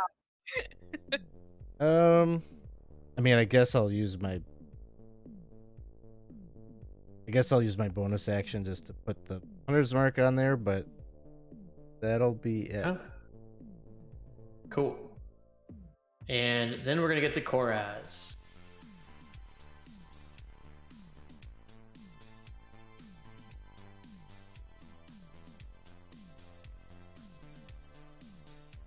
Oh, wait. You know what? No, I don't have hunter's mark. I used. Oh, okay. Good call. Is that a concentration spell? Yeah, it is. Okay. Maybe you could stop trading on it since I think I'm the only one. Is this thing not in it anymore? This one still is. Oh, yeah. is it too? Okay. It's okay. not looking too healthy though. I'll It drop it does as get to soon. go. I'm Sorry, sorry. I thought the one I didn't realize that one still was webbed. No, you're good. I just realized I was on mute. Oh no. So if can I tell if I cast my that caustic brew here in the line, would it like go down to the next level to hit that guy, or would I not be sure about what that? What does it say? Is it a line? It's a straight line, yeah. I mean, 5 foot, and everything. I'm gonna say, yeah, it's physics. It's goo. It's gonna drop down there. Okay, I'll say yes. It sounds gonna- it's too cool to not let it happen. Yeah, I'm gonna whip out the caustic brew, spell components in a bag, throw it down my throat, right at it. It'll be at the second level. It'll be a dexterity savings throw for this one and this one. All right, so that one is a dexterity saving throw fails, and then I'm just gonna go ahead and roll the other one too. That very well, Koraz. I appreciate your 14. good aim. That's exactly, yeah. So I think that saves. Yeah, I should have probably made you do. Next time, I'll make an Arcana check to see if you can control it to prevent like collateral damage, but because who knows what's down there. But yeah, so this one is gonna get the goop. Which one got the goop? The one right, Oh, that one, right, okay. one that's restrained currently. That's not good for it. Gotcha. Okay. Good. Okay, cool. Yeah, that's all I got. And that brings us to the Sirloin that's down here. The one's down here is one that looks like a placebo, and it's gonna just be like doing its best impression of you. It doesn't sound anything like you really, but it's like trying really hard to like make its voice sound. It's like, we have imposters attacking us. Did you just see one of them threw up alien goo on me? And I'm just gonna give it a deception check. Since everyone likes to watch me roleplay All my myself. good friends have seen me do this parlor trick before. I do not sound anything like that. And I'm not even gonna roll an insight check. It was a 2. Was it a -2? Oh man, these are not very charismatic creatures. Well, yeah. And if there had been more than one, I might have given advantage. But Elena's just gonna pull her sword out and go to work on this guy. Be like, you are the imposter, obviously. Hopefully. She'll miss, and I think she gets. How many did she get? She gets 3 attacks. Holy cow. She'll hit, and then we'll roll the dagger too. Oh man. Okay, and she'll get 1 little attack off. The ruse has failed. Okay. So let's go to the top of the order. We have the Sirloin that is restrained, webbed, and corroded.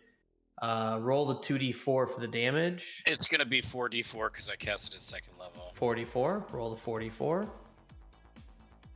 Thanks for reminding me of that. I'm gonna keep forgetting it. No worries.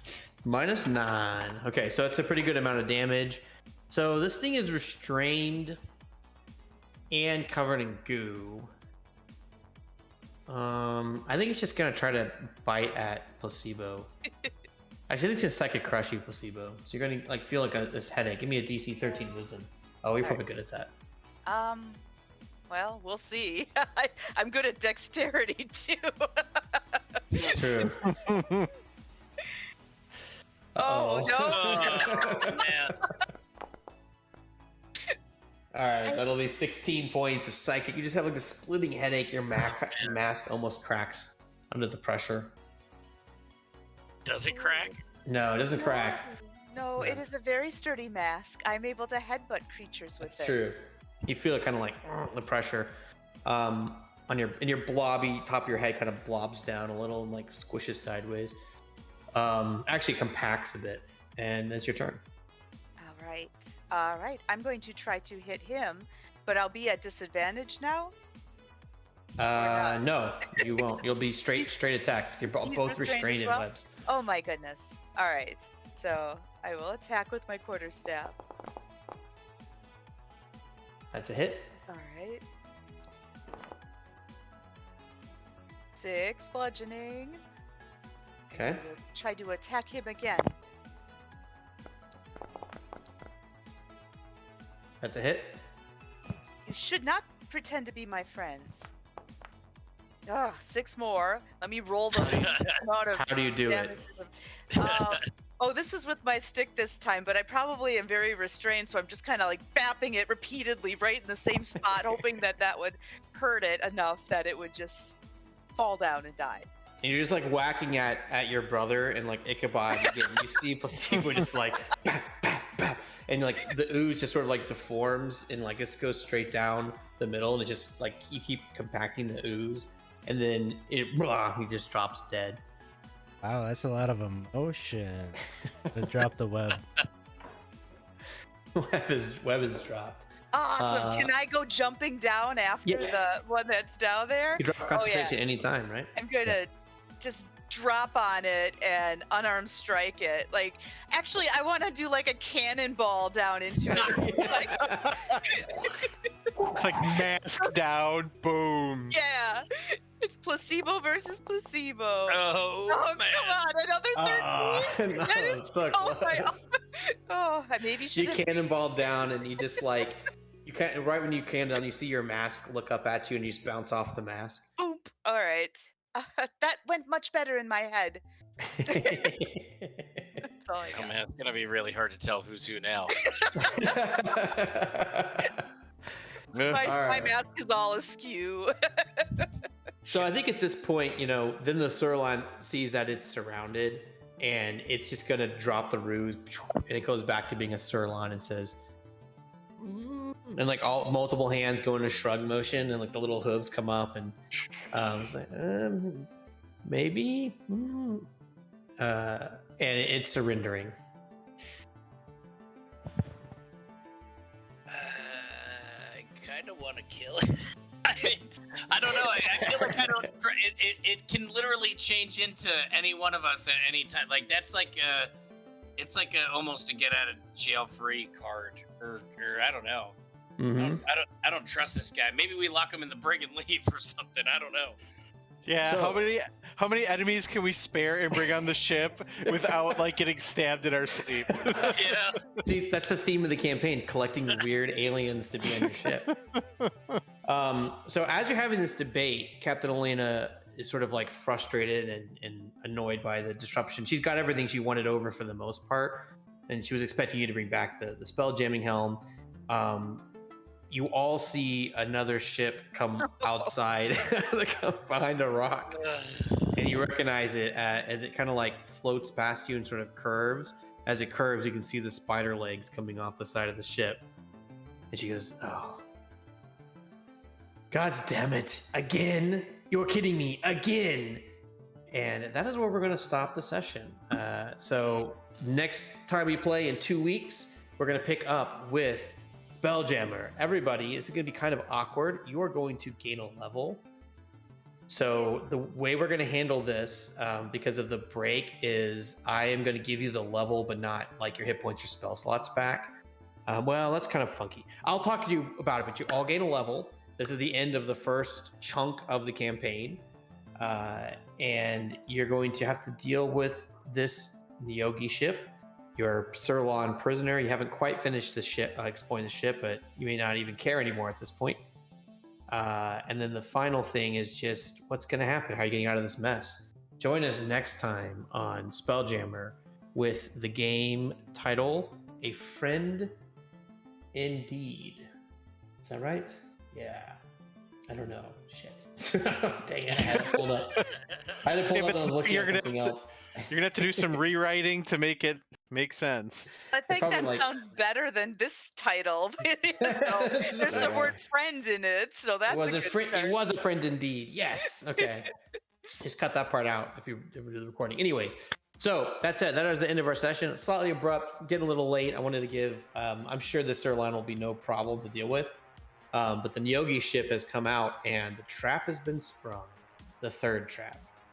So we are going to pick up with that next time to see how the players get out of this jam. A couple things about the channel. First of all, thank you all for coming over and saying hi. Thank you for all the follows. Got a couple new people dropping in the chat. So good to see you around.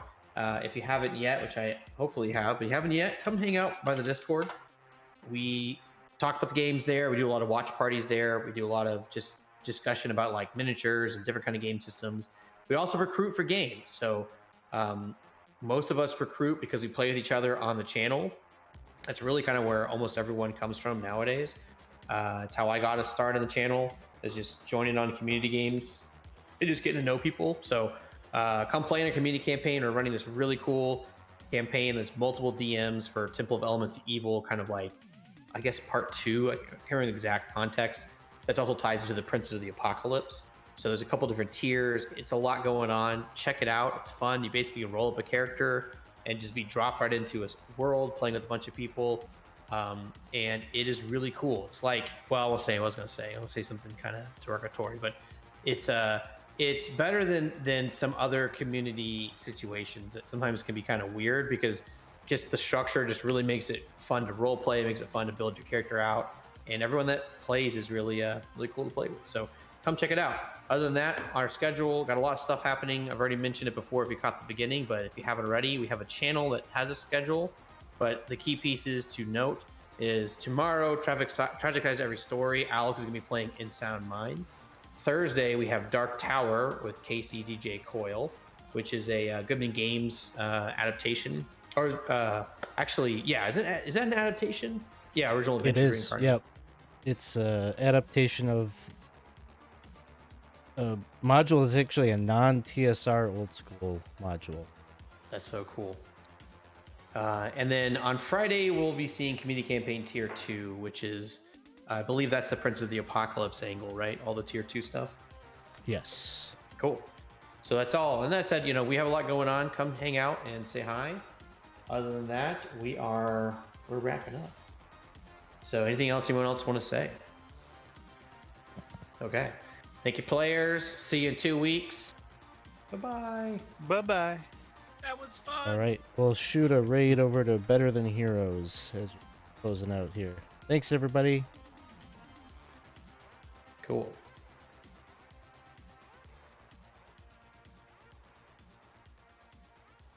Oh, we didn't shout out Jenna for the art.